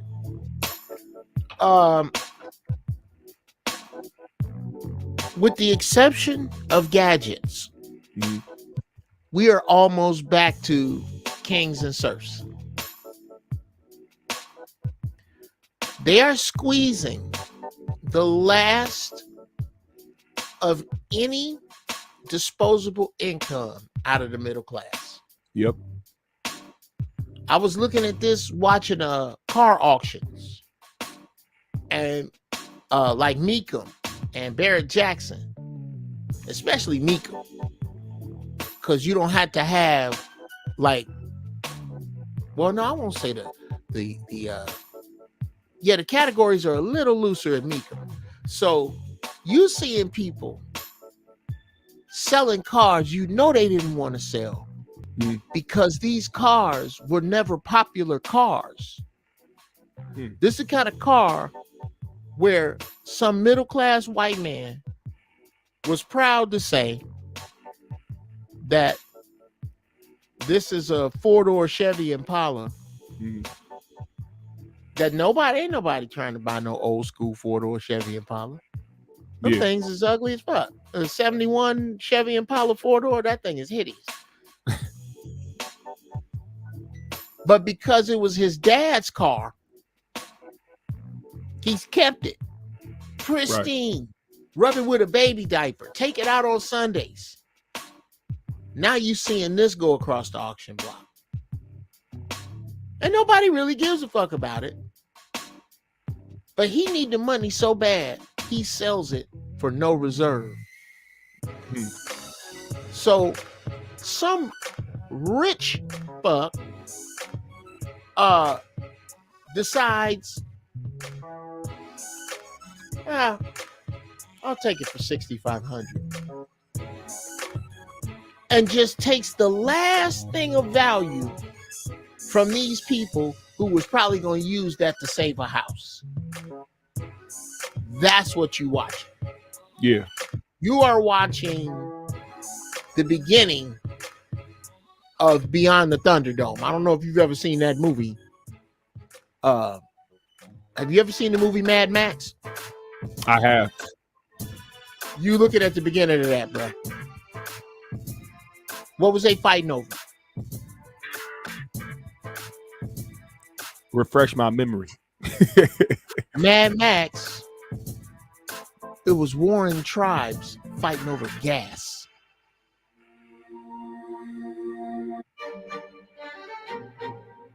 Say it. Hold up. I saw that when I was younger. Maybe I was just paying too much attention to all the bullshit that was going on. Oh yeah, bro. Yeah. The crazy shit with the little boy with the bow and arrow and all that fucking crazy. It was wild. That movie was wild as fuck. And I can imagine. You probably saw it. What was you, 10? I was young as shit. I was young. I watched that shit. It's been a while since I've seen it, but I remember it. And it's a weird feeling movie, even as an adult. Yeah. So to put that shit on a kid's mind, I was like 18 when I saw it. Dude, go back and watch Mad Max. Yes, oil. Oil will be the word of the day. Yes. Resources. Yes. We're getting down to resources, brother. We're getting down to we're getting down to people. We're getting down near the bartering. As a matter of fact, this track is appropriate. Do you want to know? Do you want to know? Do you want to know?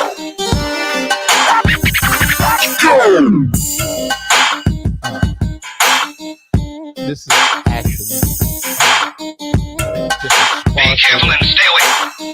a sparse little track that I was gonna make. Do you want to know? This used to be the end of Giraffe Ball. Do you want to know? Oh yeah. One of my favorite joints. Just for Do this you break. want to know? All that remains of a once powerful nation. Do you want to know? Do you want to know? Do you want to know all that remains of a once powerful nation? If that's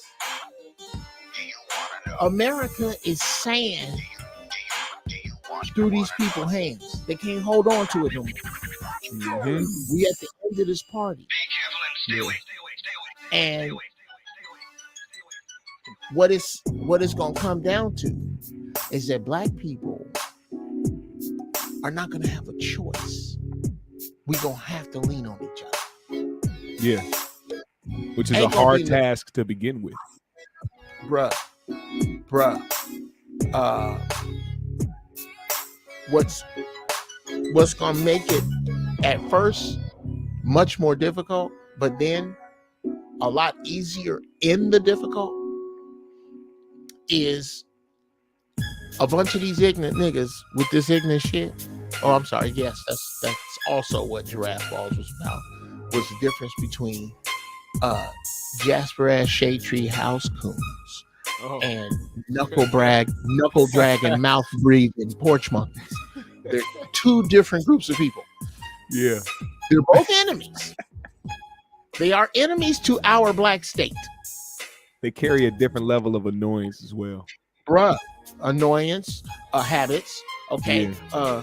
Jasper at Shade Tree House Coons, Paris Denard, what's his, all the niggas on Fox News.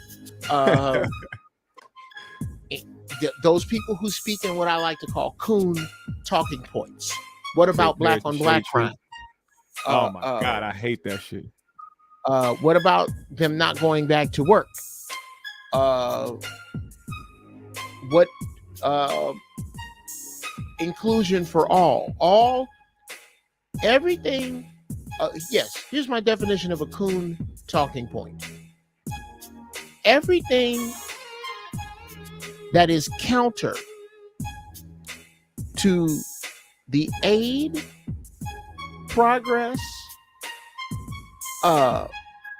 reparation, repair of, and unity with the foundational black Americans on this soil.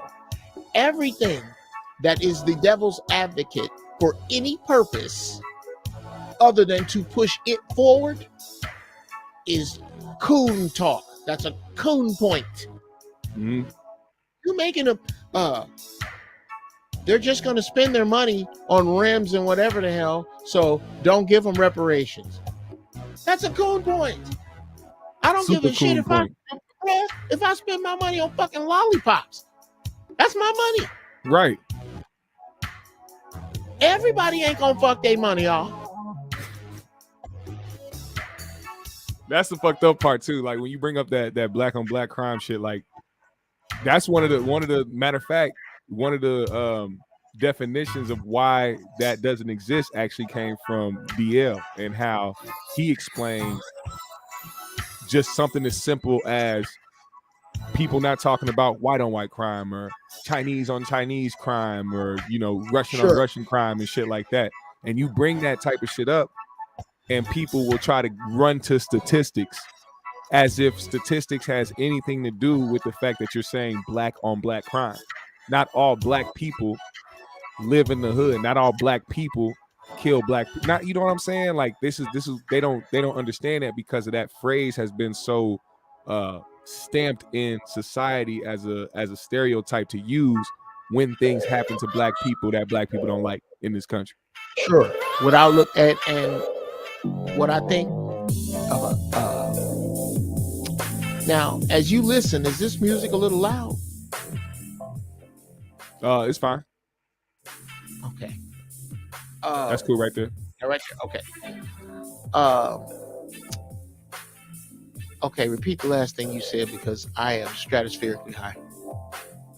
Basically, we got to stop using that phrase. They use it against us because we are the easy targets when something happens to us. Say a police officer kills a black man. Then they use black on black crime as a way to justify something wrong happening to a black life. Right. Okay. Two things come to mind. One, this is a personal theory and this is personal terminology, some shit I'm trying to come up with. Yeah. You know, you ever notice how and this is on topic. I'm gonna take you on a ride. Here we go. You ever notice how like you'll be talking to a woman and she'll bring up either men do it too or some mild tangent. And now that well, you can't say all women do that. Yeah. Now in conversation, the energy in the conversation for the uninitiated, for those who don't know better, the energy has shifted from 90-10 to 50-50. That's her goal. 50-50. She's trying to make it fit. She's trying to go from 90 to 95-5. The man makes sense. I'm going to even this out to 50-50 with the energy in the room. Yeah. Because as soon as somebody hears something opposite to what you're saying, they're not going to dissect what I said. they're going to hear it as opposite and give it an equal value. That's what niggas do in their head in conversation. Yeah. That's why when somebody will throw some bullshit out after some real shit, if you're not close in your energy, you'll let that 50-50 out. You can't do that. You have to examine the bullshit that came out first. Yeah. Because you've already weighed what this, you've already weighed that a police officer has killed a young black boy. We don't have to dissect that. We see what that is. Yeah. But what about black on black crime? Now you put that on the scale, and to the uninitiated, that shit weighs right up. They're like, oh, well, what about black on black crime? Mm-hmm. Instead of going, wait a minute. Asians kill Asians when they're around Asians. And white folks kill white folks when they're around. Ain't no niggas doing drive-bys in Ukraine right now. This if in order for black on black crime to be absolutely believed, this is what would have to happen. Me, you, and AP would have to move into the same cul-de-sac. Yeah. Be affluent, doing very well, which if you two motherfuckers live near me, you're gonna have, I'm not fucking. We live in nice. Yeah. And our sons raised by the three of us. Son, your son, we on the same block. If our son's the same age, you damn right. You gone down to your Uncle Jim as you get your gas down there to Uncle Jaquan house. Because I know what you're getting in there. Right. Your son comes with AP's little big nose boy. They all out there with our good looking kids, and then there's the one with the pig nose. He's out there. They all being raised by us. Yeah. And when they get to be 18, they kill each other. Get the fuck out of here. Your son, raised by you and how to have conflict resolution, raised next door to me and my son. I wish the hell you would think about picking up some weapon toward Jaquan's son that you were raised with. You are out of line. I need to see the both of you now. Yeah, hell yeah. Call your daddy, boy. Matter of fact, get Big Nose over here. You need to talk this shit out. I know now. He got some shit to say too. Exactly. And we gonna tear their fucking ass up. Yep. And put them in line. Now, them three are gonna find a way to kill each other. Because if it's black on black crime, certainly those three should. That's what fucks me up. Get the entire fuck out of here. You know what it is black on black crime is an attempt for those from the dominant culture to wipe their hands of it. Right.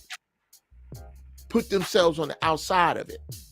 And we're dealing with a people that have escaped accountability since the beginning.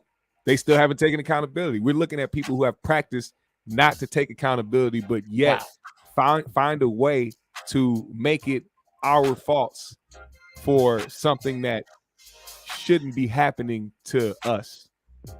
We can't control that. We can't control the way that laws are made. We can't control the way that police interact with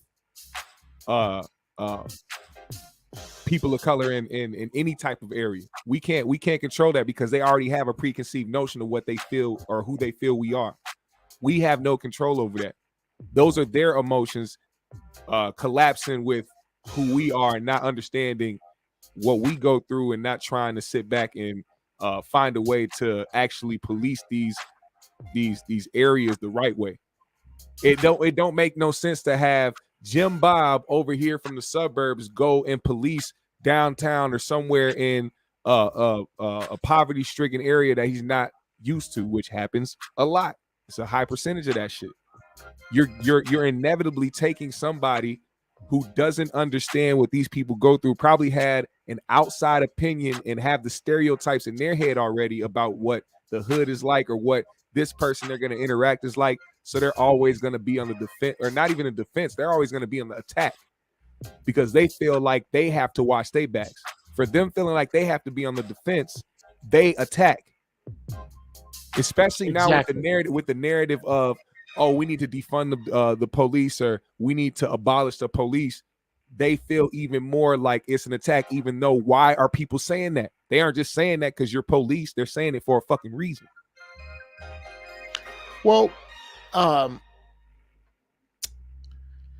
wow, yes, here. My boy Lamert Park Kells brought us something kind of heavyweight here. Yeah. We need to put a hit out on Zimmerman, mount up, and ride together. Let's talk about that for a second. Yeah, let's discuss. Let's discuss that. This is one of the things I'm going to say I've never said publicly. And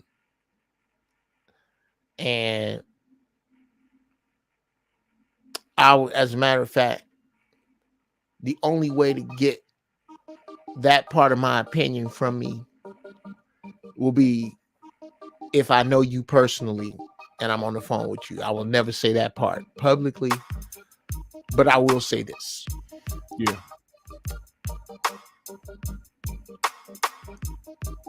As much as we feel your sentiment, Kells,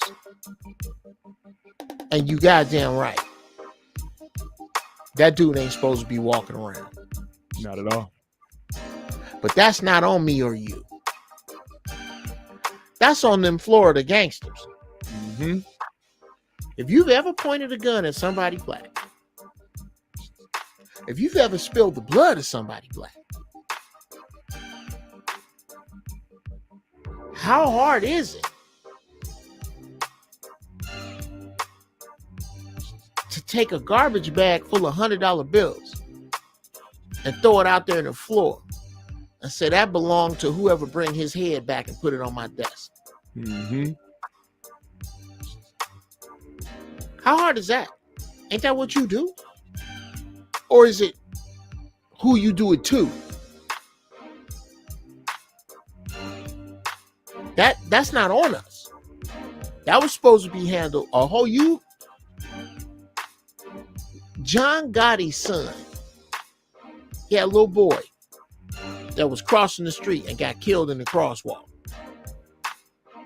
The dude who hit him, it was a total accident. I think his son was in the wrong even, if I got the story right. This dude was incredibly apologetic, thinking he didn't make it. Yeah. If you do something foul,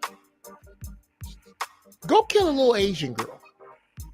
Go kill a little Armenian girl. Go kill a little Jewish girl. Bruh, you lucky. You lucky if you make it to jail. That's what they people do. It's a fact. Go kill a little Italian girl and see what happened. We the only ones that's scared. That's how you know. And that's why the term black on black crime bugs me, because they say it to us as if we're not aware of what happens in areas around the country with our own people. They feel like we're unaware. They feel like we can't articulate ourselves or even come to the terms that these things happen out here. The problem is they're using it as an excuse to do us wrong. You can have your opinion about us all day. I don't give a fuck. But when it comes to you using it as an excuse or as a reason to attack us or to justify our murder, it's a problem. Well, brother,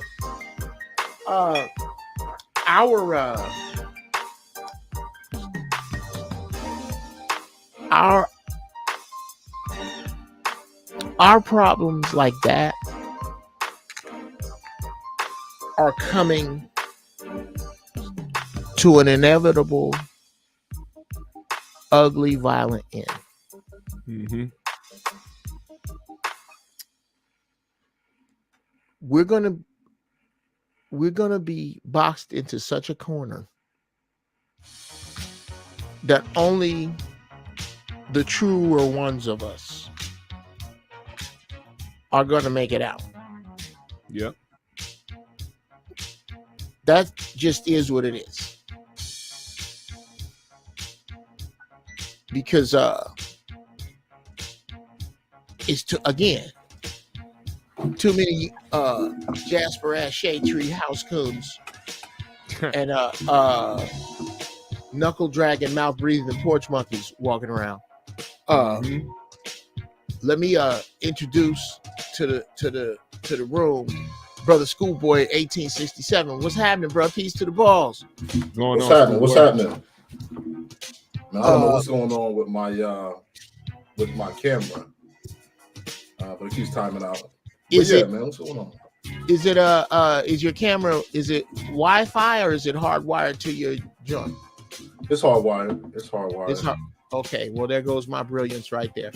That was so good. Can you guys hear me? Y'all can hear me though, right? Yeah. What's on your mind, man? Nice cans. Hey, appreciate that. I was listening background to you. pimp, oh shit. Yeah, man. I was listening to you talk about that diet, man. And yes, sir. It's funny because I'm raising my children, and I had to realize that my children are very bougie when it comes to food. You know, I cooked my children a scrambled egg sandwich. They looked at me like, "What is that?" Yeah, that's deliciousness, my guy. right. They just didn't know. You know what I mean? Because they used to steak and eggs in the morning. Even though the meat is one thing, but that's what they like. No, bruh, I get what you're saying. Because I had to catch myself. I almost started crying. My son, who's 15 now, he was about 7, and we were sitting down to eat, and he goes, "Daddy, what is poverty?" I was like, I did it. I done it. Right. I was like, whoa. I said, look, we're gonna make sure you understand, Playboy. Yeah. That your lifestyle, I had to have this conversation with him a little earlier, especially now that Bel Air is out. Right. I said, dude, who you live more like, Trey or Will? Will. I said, yeah. Now, no, I'm not Uncle Phil, but your ass ain't Trey. Right. So we're gonna find some space here in the middle to respect the place that you are. Has not a damn thing to do with you. Mm-hmm. Where we are right now, as a matter of fact, me and your mama got money. Your ass is broke. Right. Unless you started some shit on your own. Now, this ain't, shout out to the youngsters that start their own businesses and make more than their parents. More power. Right. But these regular ones that just go to school, no, that's your house. But at any rate, and another mild suggestion, Schoolboy, you got to figure out a way to work with your skyline so that dope ass building. I know, right? Bruh, make it smaller. That's dope, bro. Put it over your shoulder. Yeah. Slide it like slide, not you. Slide it over your shoulder. Right. So it's like it's because that's why. But at any rate, you know what? Too, you were talking about the concept of math and adjusting your math. And man, I think that's so important. And it's surprising, honestly, because you got a little bit more gray hair than I do. That you're saying, because usually these old niggas, man, they don't know how to calculate. They don't know how to recalibrate. You know what I'm saying? I'm not saying that you old, but you get what I'm saying. I'm old. I'm because see, old don't mean, bruh. I get it. Thank you. Okay, number one, you can't get it because there's like 500 things. It's like trying to land planes. The ideas are coming out of my head right now. One, niggas that dye they gray hair is suspect. is suspect. Right. This is a beacon for wisdom. This is, I didn't get shot. I'm not strung out and talking to myself on Skid Row. Mm-hmm. I might have some wisdom for you. Number two, all old niggas who, yeah, here we go. Let me find it so that I do this right. Where is it?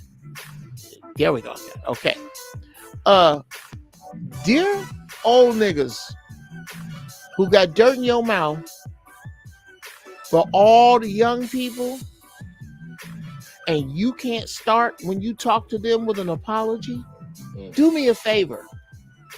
Go fuck your mother's face. She raised you wrong. Damn. Everybody younger than me. I start here. I'm sorry. Because whatever you didn't learn or don't know or don't understand or aren't exposed to or didn't have the ability to take an advantage of is because of my generation. My generation should have been at this level of festivity and intensity 20 years ago, 30 years ago. We were not. Let me ask you this. Is it because y'all were comfortable? Because I mean, coming out of the 60s, a lot of y'all parents had nice jobs and this and the third, you know. Was it that? Brother, was it crack? it was, you know what I'm saying? exactly. Here's what it became. I came along, I'm a 70s baby. I was born in 65. What happened was the ghetto became something to flee as black people after the 40s and 50s started to make some real paper in the middle class, so to speak, as if there ever was such a thing for us. Gotcha. That was the first time in America that you had a middle class, a decent middle class of people. When you hear about us in the 20s and 1920s, 1930s, there were towns that we owned before these motherfuckers would fuck with us. But the towns still had very rich black people and very poor black people and very, very few people in the middle. For the first time in the 60s, 70s, and 80s, it started to grow. The number of people, your wife is a nurse and you a cop, and y'all live in the suburbs and y'all live great. Or you drive a train and your wife is a teacher and y'all got a fly ass house, real nice car. Or you work at the Ford factory and your wife is a receptionist and y'all crib is late and you both drive nice cars, but you're not rich. That was the belly of that. And niggas started to be convinced that their little bit was a lot. Oh, nigga, I got a pool. Oh, this became the speech of the day. Yeah. I'm the only nigga on my block. Niggas used to brag about that shit. Right. Why didn't you just take that same money that you was making and buy the building you live in? And to buy the building next door and the building next to that. That's not what you did. You left and took whatever common sense, whatever sense of business and direction, you took that with you. And then these same people who lured the academics away from us started pulling out the lions who could run fast and throw far, and left the sheep to the slaughter, bro. The sheeple.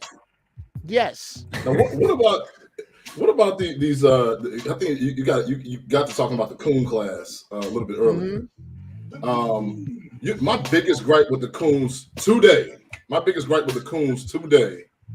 is this celebration that they're giving for this woman going into the Supreme Court. Like, really? What's the celebration? What's the celebration? These okay. Understand, bro.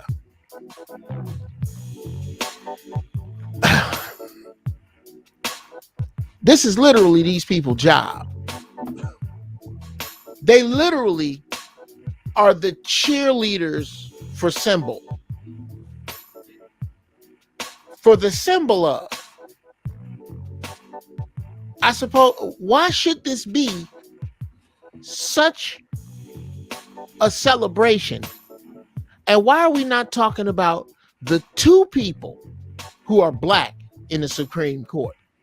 Because ain't nobody gonna attach Clarence Thomas's whitewashed ass to this.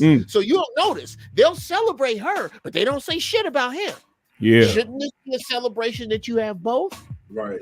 And not only that, Clarence Thomas, he be asleep at the wheel most of the time. He's known for not saying anything in that court. Brother, he's not asleep. His route is around you. Right. He's not asleep at the wheel. He turns that motherfucker left so that he don't pick you up. That's why they're not talking about. Why don't they talk about how we have two black people on the Supreme Court? The next time you hear somebody, the next time you hear one of these Jasper ass shade treehouse coons prattling on and jubileeing about this bullshit, ask them, why don't you talk about Clarence Thomas? It is because you believe that they are of different mindsets. And I submit that regardless of how different their mindsets are, the mindset of the master is the one that will be played. So I don't give a fuck what she thinks she finna do. I mean, it's surprising to me that they try to set her out as a sister girl when she's married to a white man. Like, at the end of the day, I get that who you marry doesn't govern how you think necessarily. However, most women adapt to their man. She starts to think like he thinks. She starts to take his mannerisms and speak his words. We're going to get a lot of what he thinks out of her decisions. Yes. I just don't believe she's independent. Your man. Yeah. Let's juggle them both there, schoolboy. Your man, be he holy man or pimp, is your priest. Right. The man is the priest. Right. My wife is plant-based because I am. I let us out of this. If I'd have kept eating meat, she'd have kept eating meat. That's how you can tell if you lead your woman. Can you make her stay up past her bedtime? Does she not do? Does she move when you move? Does she stop when you stop? These are subconscious cues with a woman as to how much respect she has for you. This concept that this woman, because of the earth suit she is wearing, is going to have a mindset to help those with similar shaded earth suits is a fucking fallacy. As a matter of fact, whenever you see a white face, in the words of Neely Fuller, whenever you see a white face in black office, him and Dr. Claude and Anderson said this. Whenever you see a black face in white political office, white supremacy is even fuller in effect. Yeah. Because these the house coon types are lulled into a trance by this bullshit. Mm-hmm. Now, how old are you, brother Schoolboy? I'm 36. I always forget how old I am, but I'm 36. Okay. And brother GMS, how old are you? Just turned 30, man. Just turned 30. Yes, sir. Yes, sir. You young men are the age of my son.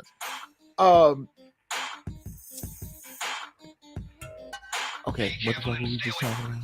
I'm really high right now. Somebody push me back on the track. You ever play with with race car with the race car and it fall off? Yeah. Put it back on the track. We were trying to talk about the women's respect for a man and this lady in the Supreme Court. Supreme Court, Earthsuit. Yes. Okay, Right. I'm back now. This persona that she is influenced by is never ever going to help you do better than it. Exactly, and this is the thing that I keep telling people: like, what are you celebrating? Because I'm in these groups that represent HBCUs, and we got a lot of people in there. And I say, okay, she's been nominated. How is that going to help you, though? What indication has she given? She's been in law for 30-something years. What indications has those 30 years given you that she's going to act on your behalf? And then people question me, coming from HBCUs, which blows my mind. Why does it matter? The reason why it matters is because she represents everybody in this country, not just the white people. And it's like black people have that Stockholm syndrome so much so that when you say, hey, when these people act on behalf of the people of the country, they should act on your behalf too. They sit back like Kamala Harris and go, no. I'm not going to do nothing just specifically for black people. You know what I'm saying? It's like, yo, why are you here then? Yeah, man. Well, the sad reality is that black people are not mad about what happened to them. Yeah. Black folks are mad that white folks don't love them yet. That's where they facts. Why don't you love me? Why my dad don't want me? That same Will Smith shit. Think of the y'all know the dopest Will Fresh Prince episode, the one where have you seen this brother GMS? Most likely. The Fresh Prince where he meets his father. And he said, how come my dad don't want me no more? How come my dad don't want me? Yeah. All that watch his there you go. God damn it, Jeff. Watch in that scene. You will see. You know what, niggas? Let's see youngsters. All right. Got this shit coming to my bed. Y'all hold on a second with your young asses. I'm gonna show you some shit. Okay. We are going to break down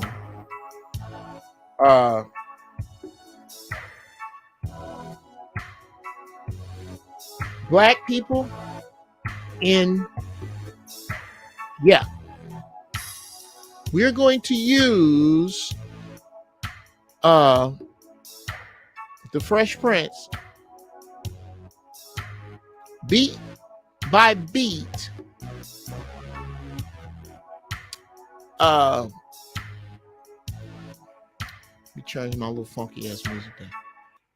Okay, we're going to use the Fresh Prince in this scene beat by beat to show you a microcosm of black society.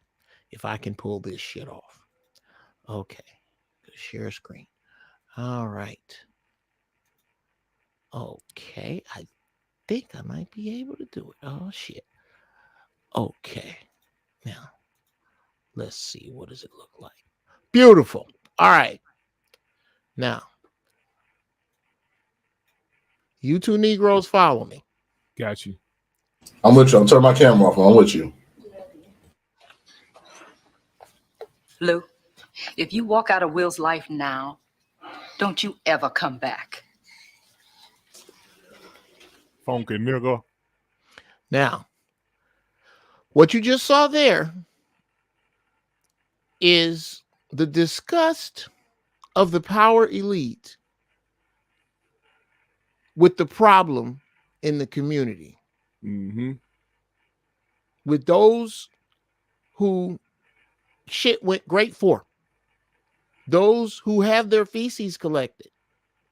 Those who live like Uncle Phil and a few ticks down. Yeah. Down all the way to what is holding on to society by a thin thread, the middle class. You just saw them and how they feel about this problem. Sit down.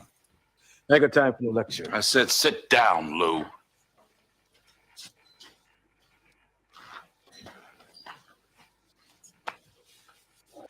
You are now watching Blacks in Law and how they deal with the problem. You know, Will was doing just fine until you showed up.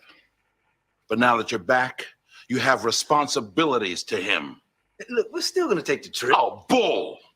Bull. Will is not a coat that you hang in the closet, then pick it up when you're ready to wear it. His life goes on. He's not supposed to be here for you. You're supposed to be here for him. You get off my back. You think I want this? It just happened. Now, when Will was a baby, I was scared. Cut the crap, all right? Cut it. Because I've been there. But I didn't run out on my family. I was there every day for them because that's what a man does. Fine, Philip. You the man. You win. You the man. Now, again, in no defense of raggedy ass, funky ass, no account, bullshit, knuckle dragging, porch monkey ass niggas that leave they kids. Mm-hmm. Fuck them. Let them burn. Not talking about them. I'm talking about the Boule, the Talented 10, the Divine 9, and their position with our problem. Yeah. Is what you're watching in this phase of this. You don't hear anything about mothers being paid by welfare to keep fathers away. You don't hear anything about the very same system we complain about teaching our women that we are untrustworthy, and going back to Willie Lynch, which we can do later, instilling in their minds that they control us. No, that don't have nothing to do with this. You a better man than me. You happy? Now, you gonna tell Will or not? I'm not going to do your dirty work for you. Fine. I'll call him from the road. Yeah, then why don't you do that? Yeah, I'll do that. Daddy-o! What's up? Will, man, I'm glad you're here. Some business came up I got to handle. So we're going to have to put our trip on hold. You understand? Yeah, that's cool. That's cool. Just for a couple of weeks. I understand. Yeah. Look at Will. That is us internalizing the pain of absence. Mm-hmm. Not just of a father, of self-esteem, of direction, of hope. I hate that word. Hope is for shitty planets. It's that benign neglect. That's what we get from the fatherhood of America, you know. Yeah, absolutely. That's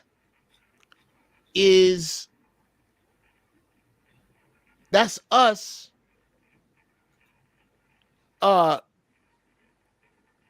us extra macho. Us, you say anything to me, nigga, and I'm knocking you the fuck out. Yeah. That's us dealing with absence, not having like the analogy I gave you, brother Jaquan, earlier, where it's me, you, and AP on the same block raising our sons, and they just gonna grow up and kill each other. No, because that's the only way black on black crime makes any sense. Right. Maybe a little longer. Yeah, whatever. Look, I'll call you next week and we'll iron out the details. Okay? Yeah.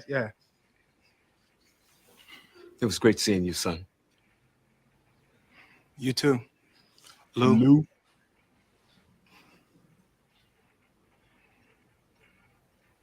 Your son call you by your first name. It's a rap. Yeah. I'm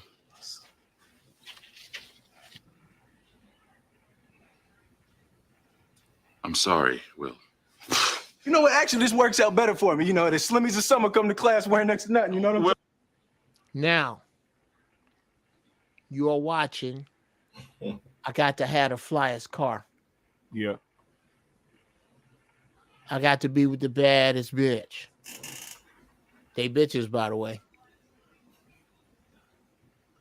I can't never be seen as broke. I got the freshest Jordans on all the time. Well, it's all right to be angry. The pain. Hey, why should I be mad? I'm saying at least he said goodbye this time. I just wish I hadn't wasted my money buying this stupid present. I'm sorry. If there was something that I Hey, could you know do. what? You ain't got to do nothing, Uncle Phil. Hey, ain't like I'm still 5 years old, you know? Ain't like I'm going to be sitting up every night asking my mom, when's daddy coming home, you know? Who needs him? That's popping bottles in the club. Mm-hmm. Yo, you know who I thought said it best when I heard it? Dr. Boyce Watkins, who, I have my reservations about his approach, but he said, we're the only people who are dancing to the soundtrack of our own genocide. Damn. Right. That hit. You know what I'm saying? Profound. It made a lot of impact. Oh, bruh. That's us. Hey, he wasn't there to teach me how to shoot my first basket, but I learned, didn't I? Hey, I got pretty damn good at it too, didn't I, Uncle Phil? Got through my first day without him, right? I learned how to drive. I learned how to shave. I learned how to fight without him. I had 14 great birthdays without him. He never even sent me a damn card. The hell with him! That is protest. Mm-hmm. That's protest. That's marching in the street. That's rage when you look at me wrong, when you step on my foot.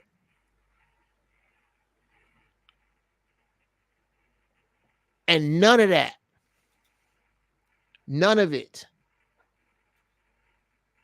none of the aforementioned will get us here. I ain't need him then, and I don't need him now. Will. Now, you know what, Uncle Phil? I'm going to get through college without him. I'm going to get a great job without him. I'm going to marry me a beautiful honey, and I'm having me a whole bunch of kids. I'm going to be a better father than he ever was. And I sure as hell don't need him for that, because ain't a damn thing he could ever teach me about how to love my kids.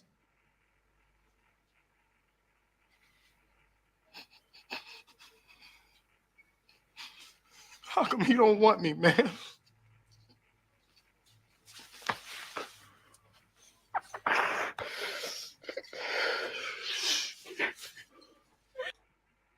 Now,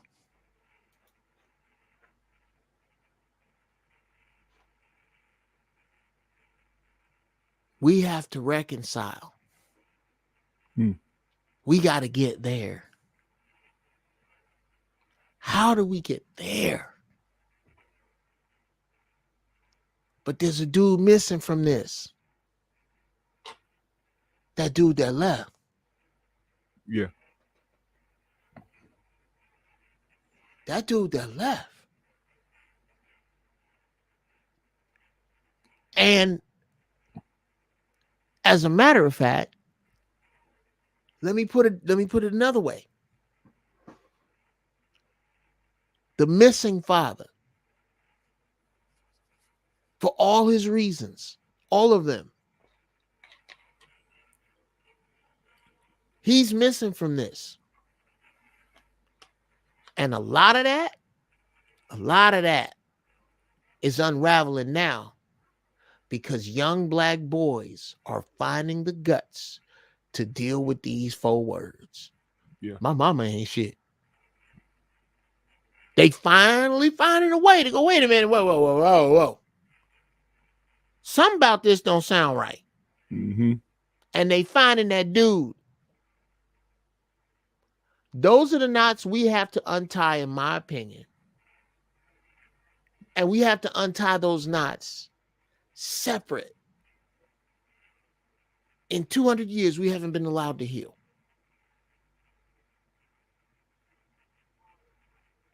That kills it for me, man. You know, I agree with you, but I also want to add that, you know, I'm a Morehouse man, right? I study international studies and economics. I study countries, how they work with their money in other countries and in the world. Here's the thing, and Malcolm X said it too. There's no such thing as a bloodless revolution. But the first thing that has to happen in our society is that we have to go ahead and fix some of the problems that we've created.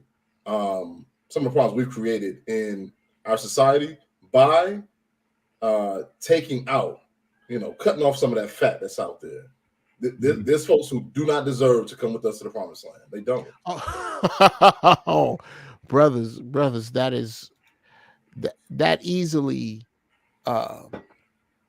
is the map. That's easy to map. I can tell you right now, it's a bunch of niggas ain't gonna make it.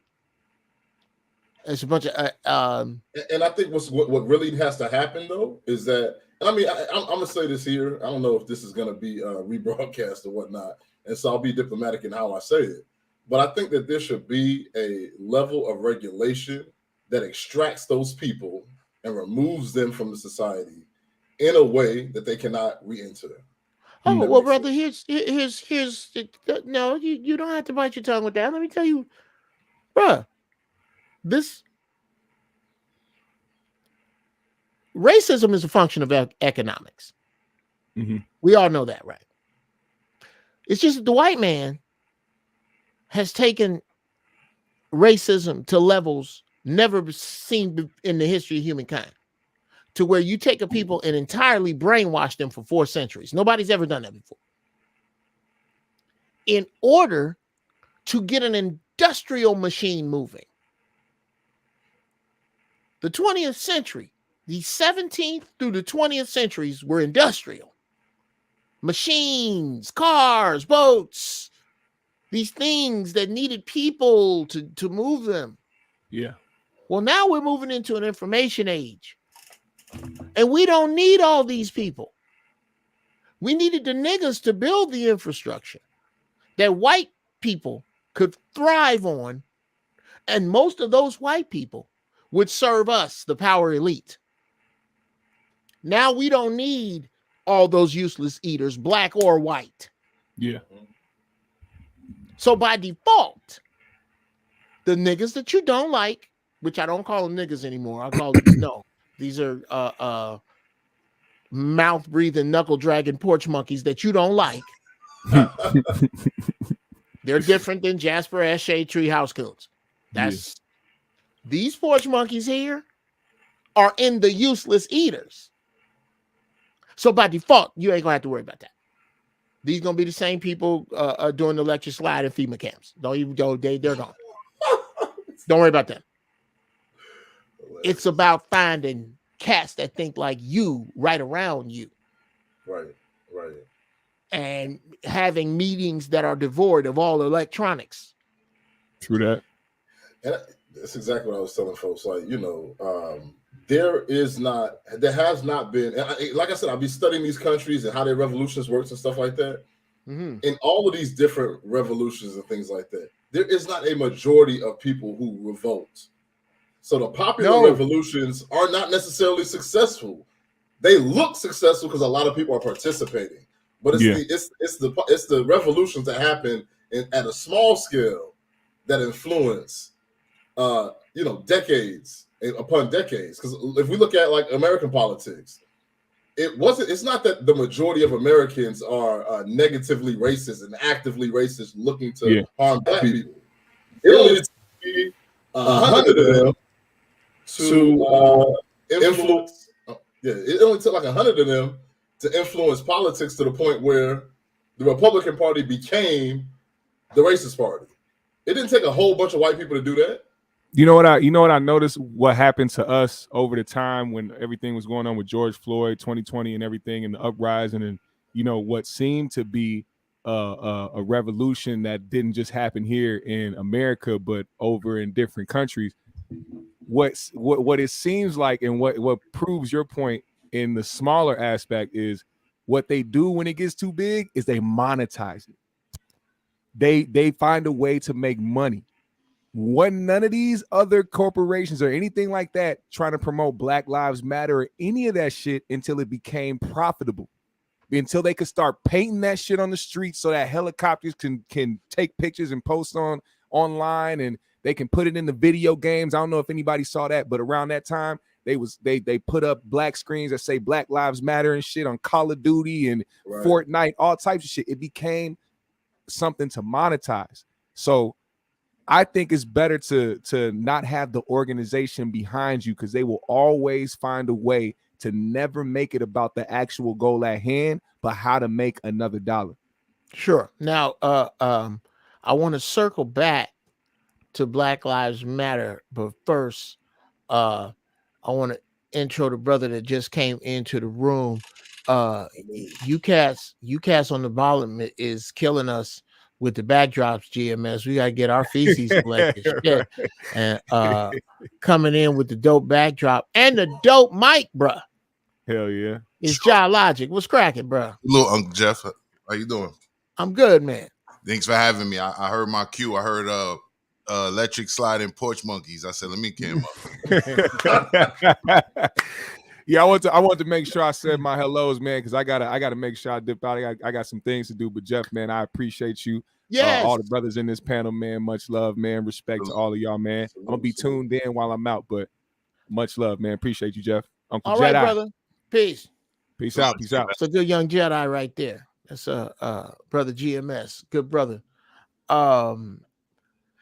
Yeah, man. So what's Jeff, on your mind? Can we get the smaller joint? My bed looking crazy in this close up, man. Okay. Yo, Fats, I definitely shaved before I jumped on. Yeah. Hold on, man.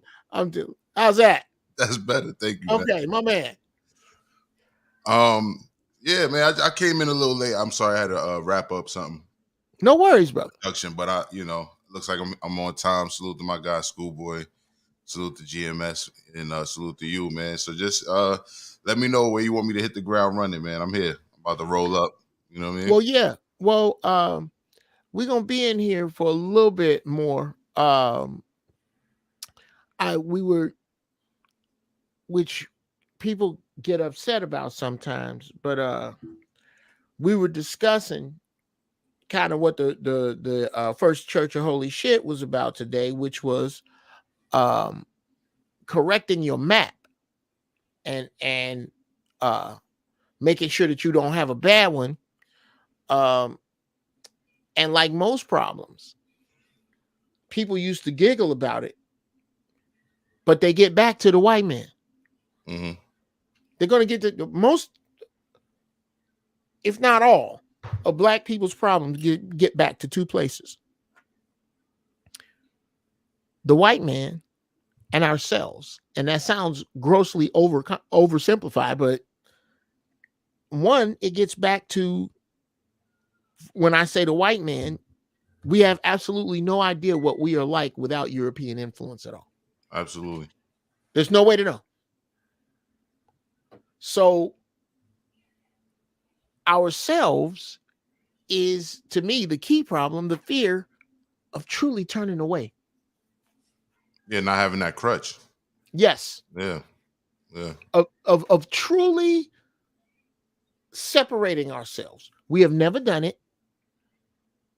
We have never, whenever we try, because nobody is, first off, nobody is willing to die for black folks they don't know. Mm-hmm. That's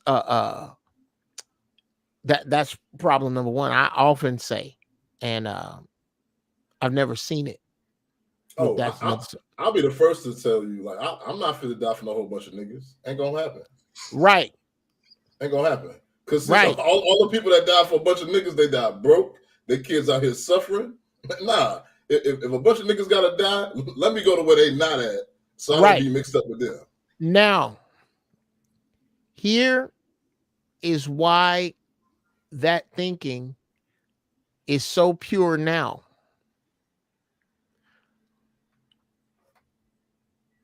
There is something coming that certain niggas ain't gonna get out the way of because they ain't gonna try, and will fight you to stay in the way of. That's a fact. You got to let them go. That's like trying to save somebody drowning while they're moving around all crazy, and now you're both drowning. Yes. Yes. That actually, in the Marines, we are taught if you're going to save somebody when they're swimming, if they're flailing around, you're better off knocking the shit out of them. Pop him with one. It'll either get his attention or you'll knock him out, and then you just swim in with the dead weight. You just swim in. You're much better than having this dude fight you. So Sugar Mac 10 says all we need is that 300 to get on code. Brother, people like us represent this. Now, the fact that we are having this and have submitted to look at the permissions on shit. Read through the permissions you have to have in order to do this shit. Shit is crazy. This shit, yeah. So everybody know who's who. What it's up to is for those of us who are close to one another to commune with one another. Because like your boy Schoolboy said,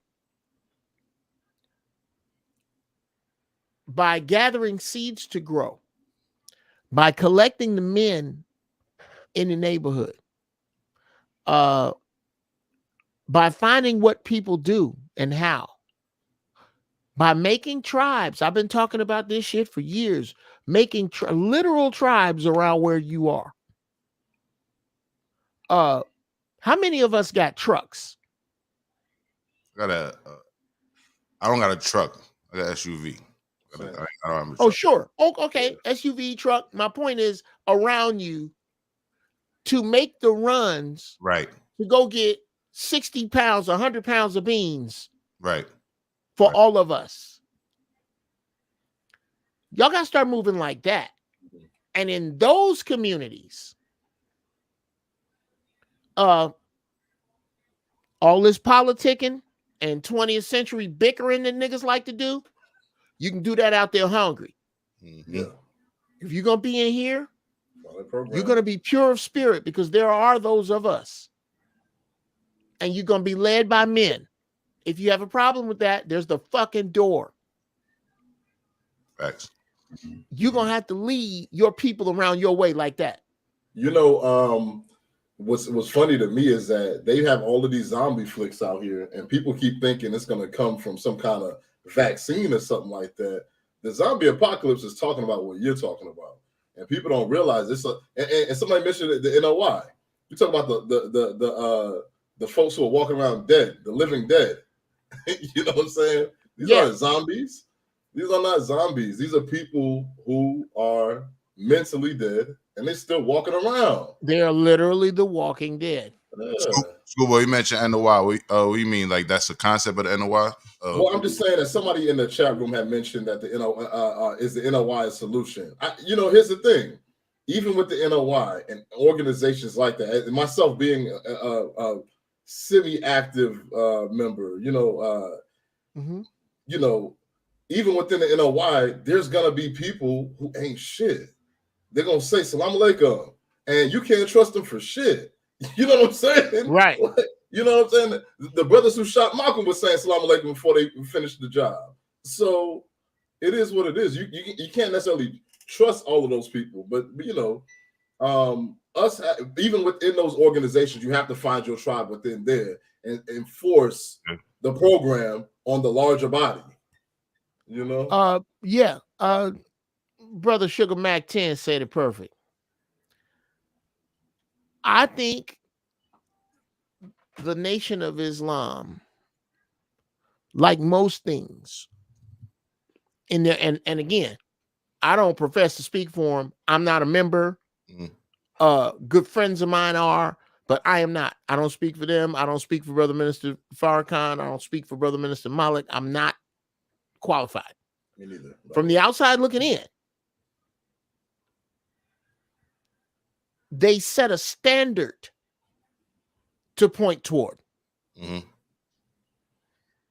Self-contained black business, self-contained army, self-contained love for self, love for one another. Feed your body like it is a temple. They come in peace, they move in peace, but you don't want none. They as such, they are a solution to a multi-headed problem. There's no one solution. They are one. They are one. I would say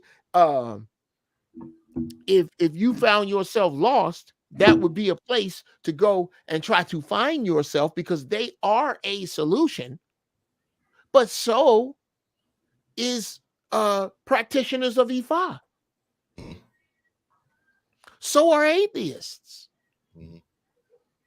I think that so are. Go ahead. I think that goes to Schoolboy's point that you got to find your tribe within that tribe too, right? So I think y'all both raising some good points.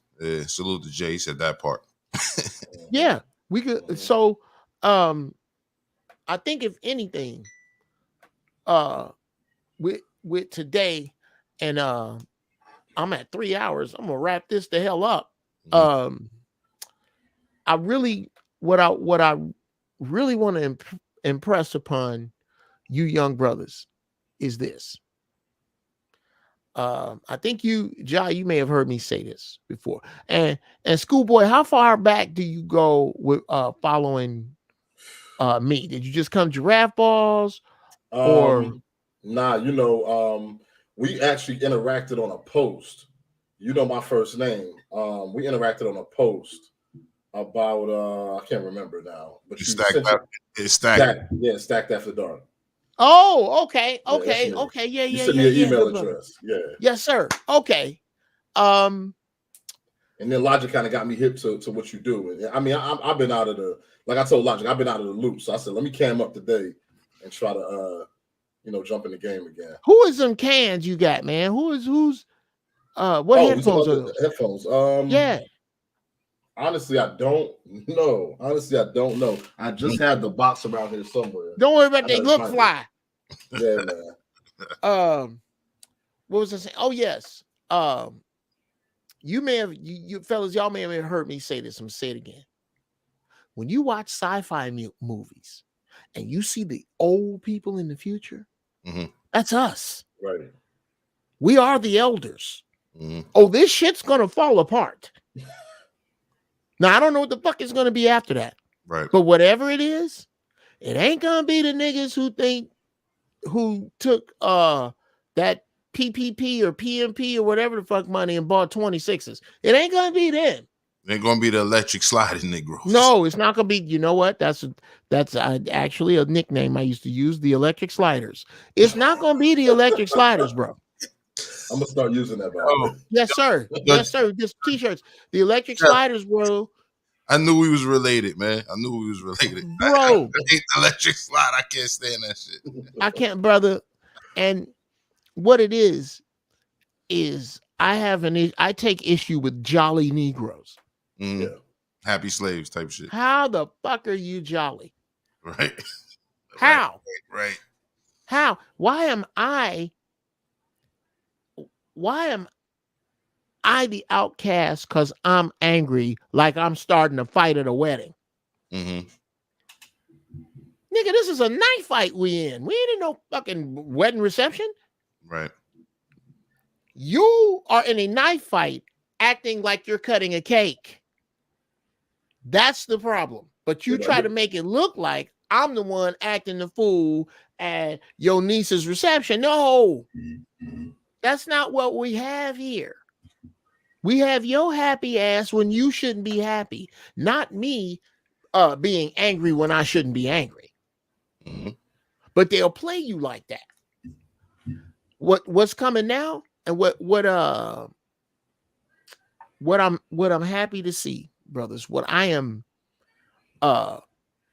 thrilled as hell to see is the cats y'all age and younger that did not come up near this. Remember when we were talking about the party in the 70s? There was a party in the 70s that went 30 years too long.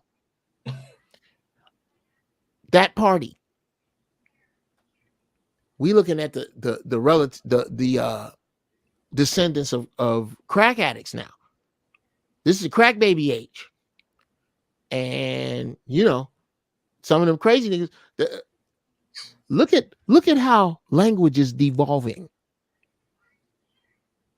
It's there's no coincidence that there is a mumble rap. There's no coincidence that communication is dumbing down. There's a purposeful dumbing down of students. If it were not for me, my 15-year-old would read on a 5th grade level. Seriously. I fortify him. I make him read. I make him give me reports. I make him, when you text me, it's a problem if it is not grammatically perfect. Perfect. All punctuation where it goes, question marks where they go. Because if you ask me a question without a question mark, the answer is no. All questions asked without a question mark, the answer is no. I bet you, can I go to the mall or have a question mark on it? Will you get me these shoes? We'll have a question mark on it. Which means when he asks a question elsewhere, I expect there to be question marks. Jeff, 2 things. One, what you were saying reminded me of the James Bowen quote. Something about to be a conscious person. I'm paraphrasing. If one of you know the quote. To be conscious is to be constantly angry or something like that, right? Yeah. Yeah. And absolutely, brother. Yeah.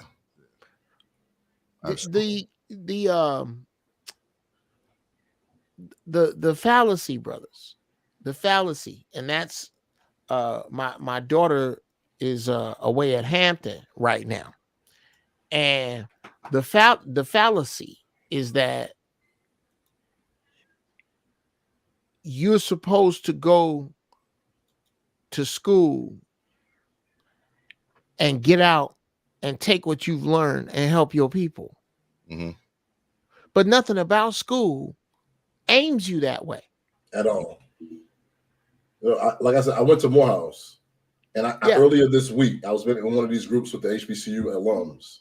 And I said, because they were trying to gaslight me into thinking I'm supposed to be celebrating this woman's nomination for no reason, just because she's black. And I said, you know, gentlemen, I went to Morehouse. I know the spectrum of the coon train. I've seen it all.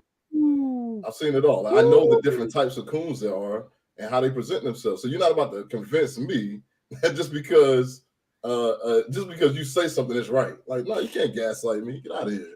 So, you know, but going to the schools is not gonna. It definitely is not gonna educate you to help yourself or anybody else. It's only educating you to be a more educated slave. Like that's what it does. That's what these schools a lot of times do. I think school is great for networking. I think that's the biggest tool that you can get from school. But real quick, salute to my partner, Redemption Song 76 in the chat. That's she's an alumni of Hampton. She says the real HU. Okay, now my daughter's down there in Hampton. And that is a whole nother conversation about HBCUs and like when you brought up networking, yes,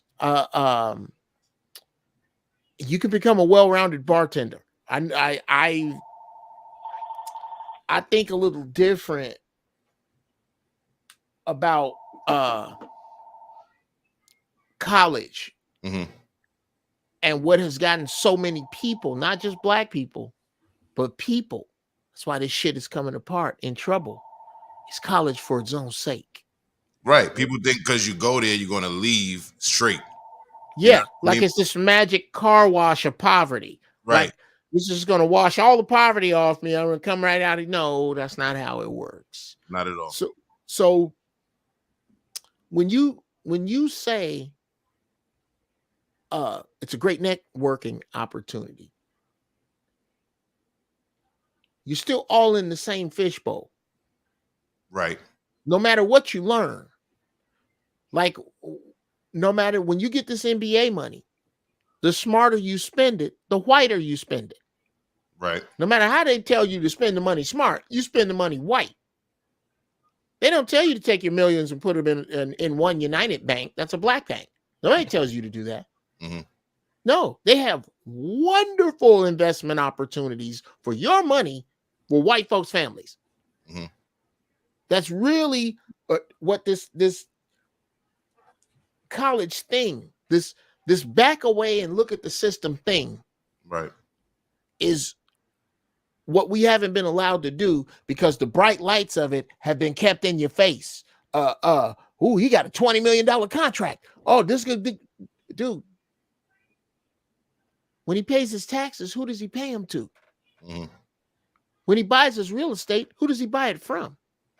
Does he even know how to manage that money legally and properly? When he gets a good manager, does that manager tell him to make great black investments? Probably no. Not. Remember Michael Vick? Michael Vick gave all that money to the Asian lady and it was in jail, damn near broke. Michael Vick working today. He had, I don't remember how big his contracts were, but they're over $30-40 million. Come on, man. Okay, wait a minute. What happened with the lady in jail? What? Oh no, so Michael Vick, his manager was some random Asian lady nobody knew. He let her manage his money and had to sue her later on and go through all kind of court maneuvers to try and to now the recoup nigga some of work his at money. rallies. Yeah, like Michael Vick out here working what, ESPN or something like that, or he's a commentator. But why should Michael Vick have to work? He made a lot of money, dude. Because here's some real simple game. Don't make no money in your name. That's it. It's really simple. Don't make the money in your name. This is what all of these rich people do. They do something called a double blind trust, where they basically put a safe in a vault and drop that vault in the ocean. And anything left on the shore is what they decide you'll get if you sue them. That's how everybody around them do their money. Mm-hmm. The niggas that play and sing and run and dance are the only ones getting their check and their social security number going, yeah, give me $7 million and then give me a roll of change for quarters for laundry. They did, guys, the niggas do that. When you get your mind together, you know that you separate yourself from your social security number. And you operate in business like that. I'm going to submit to y'all, y'all find this cat. His name is Grant Cardone. As a matter of fact, if you go back, are y'all hip to this dude? Yeah. That's what I'm talking about. And how old are you, brother? A schoolboy? 36. You're 36, brother. At 36 years old, I happened upon this information. I didn't have it to give to my kids before that. I happen to have a very smart manager. His name was Eric Fagan. He was the manager of the Hollywood Improv that started putting me up on real estate and game and how Jews handle their business. And dude, before that, I was a dummy like everybody else. There was an economy that was made up on the ignorance of the common man. That's business. That's American. Yes. Business. Yeah. Yes. That this business doesn't run this way anymore. Mm-hmm. Now it's set up on information. It used to be set up entirely what you don't know. What you don't know about obsolescence, what you don't know about finance, what you don't know about value, all of that shit. When you bought a car, the car business was set up on how much these motherfuckers don't know. If they only knew that we make way more money on a used car than we do a new one. If they only knew that as soon as they drive it off the lot, it's worth $3,000 less. That way, we can make sure that for the rest of the loan, we've looked at you came in here and showed us your budget. You showed us your numbers. So we're going to make this car fit in your budget exactly to where it's never worth what you owe. We have formulaically set that up. We're not going to tell you that shit. You'd have to figure it out by sitting down and using the math that we tell you in school you'll never ever need.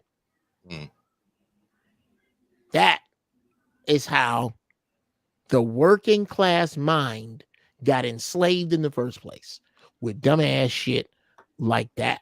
Now, brothers, tell people where to find you. Hey man, you can find us at the Ranters Union on YouTube. The Ranters Union. We just support all podcasters. So if you got a Put podcast, your shit and put it in the chat. Put it in the chat. God damn it. Redemption, hold me down. Put it in the chat for us. The Ranters Union. Y'all see the logo with the mics with the short 55s on it. Oh shit. That's who we are. We support all podcasters, filmmakers, on a independent level. You know what I mean? And we're building a community, and we're just trying to support everybody getting their stuff out there. Because YouTube is a form of distribution, but we got to look outside of that. So don't get me on my soapbox. So brothers, the Ranters Union. No, get the. Go ahead. You can get the fuck up on it. You can get up on it. You got look here. I'm so proud of you young cats, man. Because these and it took a while for me. It took a while. I was 65, 2000, so about 35 before the lights really started to turn on about religion and Christianity and this system and what the fuck was going on. To see y'all actively make your own shit, man. That's all the power to you, man. And however I can involve myself, whatever gravity I can bring to it, wisdom I can bring to it, and especially whatever I can learn from it. Listen, man, I appreciate you, Uncle Jeff, man. I really do. And we definitely looking forward to supporting you. We got some of the union members in the chat now. You know what I mean? We're going to pulling up the support. We definitely love to have you on anything we doing. Bruh. We have a slew of shows that come in and out. We're a revolving door for musicians, podcasters, filmmakers. Sometimes we may do a movie night. We got a book club. We got a film club. Go to therantersunion.com if you want to sign up and just be part of the growth. You know what I mean? Right now, we're competing with the majors, right? With like a Facebook and all of that. So it's kind of hard getting people to get off of what they used to and get on something that we're building for ourselves. But that's what we're doing, y'all. And we're on YouTube and every other platform as The Ranters Union or Our Rant Network. Okay. Shut up, young man. Listen. Listen, hold on. You ain't in their face enough. Listen here. You don't have the license to discuss what the problem is if you don't involve yourself with the Ranters Union. If you can't find a way, here's some young brothers right here that, in the words of DJ Quick, God damn it, I'm gonna talk about some other shit while I stall while I'm bringing up this shit. DJ Quick wrote a song called "Time Stands Still," and in this song, the song is about him and this girl that comes back into his life, but they used to make fun of him when he was doing his thing. Mm-hmm. And yeah, I'm gonna find this shit. This is, I wish my brain didn't work like this, fellas, but it does. I'm gonna take you on a ride. It's gonna be entirely worth the trip as soon as I find. Let's go. Okay, this goddamn. Okay, it's a dope ass song. It's called. When you get a chance, listen to. Time stands still, right? Yeah, it's called time. Yeah, here we go. He said, we going to the Cheesecake Factory. Drink a little and reminisce about how you used to laugh at me. Didn't think I would go too far with me being from Compton and all, but I still grabbed some corks, some yarn, some rubbers, and made myself a ball. Mm-hmm. That's where these brothers are. They're not waiting to get the opportunity to do some shit. They put their shit together. And if you can find your way other places without going to see what they got going on, then you pick a side, either Jasper ass shade tree house coon or knuckle dragging mouth breathing porch monkey. You're either on one of those sides, but you ain't in the middle with the niggas if you can't find your way to supporting these brothers. And whatever the fuck they said where to find them at, because I can't remember because I'm high. Yeah, but you need to fuck with these dudes right here. Because these dudes are the future. This is the future. This is the way forward. We're not waiting, man. We got our own award show. We award other podcasters. We don't even we didn't even award ourselves. We just got together and used the money that was donated to us to actually award other podcasters. That's a fact. You know what I mean? And you'll love this, yo. We did it on the property formerly belonged to Mom's Maybelline. Oh, wow. Right. Wow. Brothers, young brothers. That's why I told you. I also want you, I encourage you, please, pretty please with sugar on top. Even if it's the exact same thing you're doing. I'm not sure because I'm 56. And like I tell my wife, all I am is a genius. I don't have any of that other shit figured out. You need to get in contact with businessbully.tv. Oh, for sure. I'm gonna check him out. You know what I mean? Yes. And when Dave you Anderson. him, I remember I was hip to him because I was looking at a couple options, you know what I mean, in regards to, creating networks and all of that. And I saw one of the platforms he used showcased him as an example. And that's how I found him first. I meant to tell you that after I saw that. So yeah, I definitely been following up with him even more so that I knew he's in the network, Sure. Well, because here's I'll say this, and then we're gonna get out of here, but not before I kick you motherfuckers out of the room. That's just it's a fucked up trait of mine.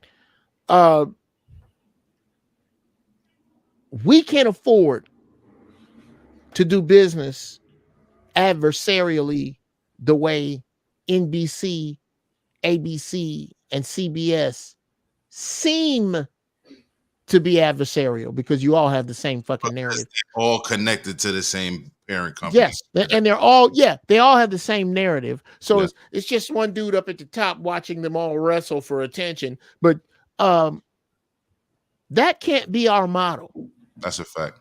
Your network needs another black network to survive. Absolutely. You are not in competition. You are in Congress. Facts. And once we can get people thinking like that, brothers, we are well on the way. I am so glad you came, but now is the time for you two to get the fuck out of here. Man, that was so dope. That was so fucking dope. To see young brothers doing these dudes ain't playing. These dudes ain't playing. These are the Berry Gordy and Don Cornelius of now. There's no telling where you would see these brothers. And let's just say you don't. Let's just say that what they're working on don't make it. guess what you did see? You saw new black power and new black unity. And I'm all over that like hair on a gorilla's knuckles. I really, really dig these brothers. I'm glad y'all came in here today. I'm glad all y'all came in here to hang out with Giraffe Dogs. What can I do? Shout out to What can I James do? Broadway, Rashad Close, Clint We'll have Sands, our quarrels. GMS, and his We'll have our quarrels. What can I do? What can I do? keep supporting. Yeah, this is one of my next tracks. This is Rashad Close. Joint call made for me. Glad y'all came through. Keep supporting, man. Keep pushing. I'm here for y'all. I just need y'all to stay here with me, man. Hold on. It's only gonna get better. It's gonna get better and bigger and stronger and bolder. Till then, sisters, find your peace. What can I do? Brothers,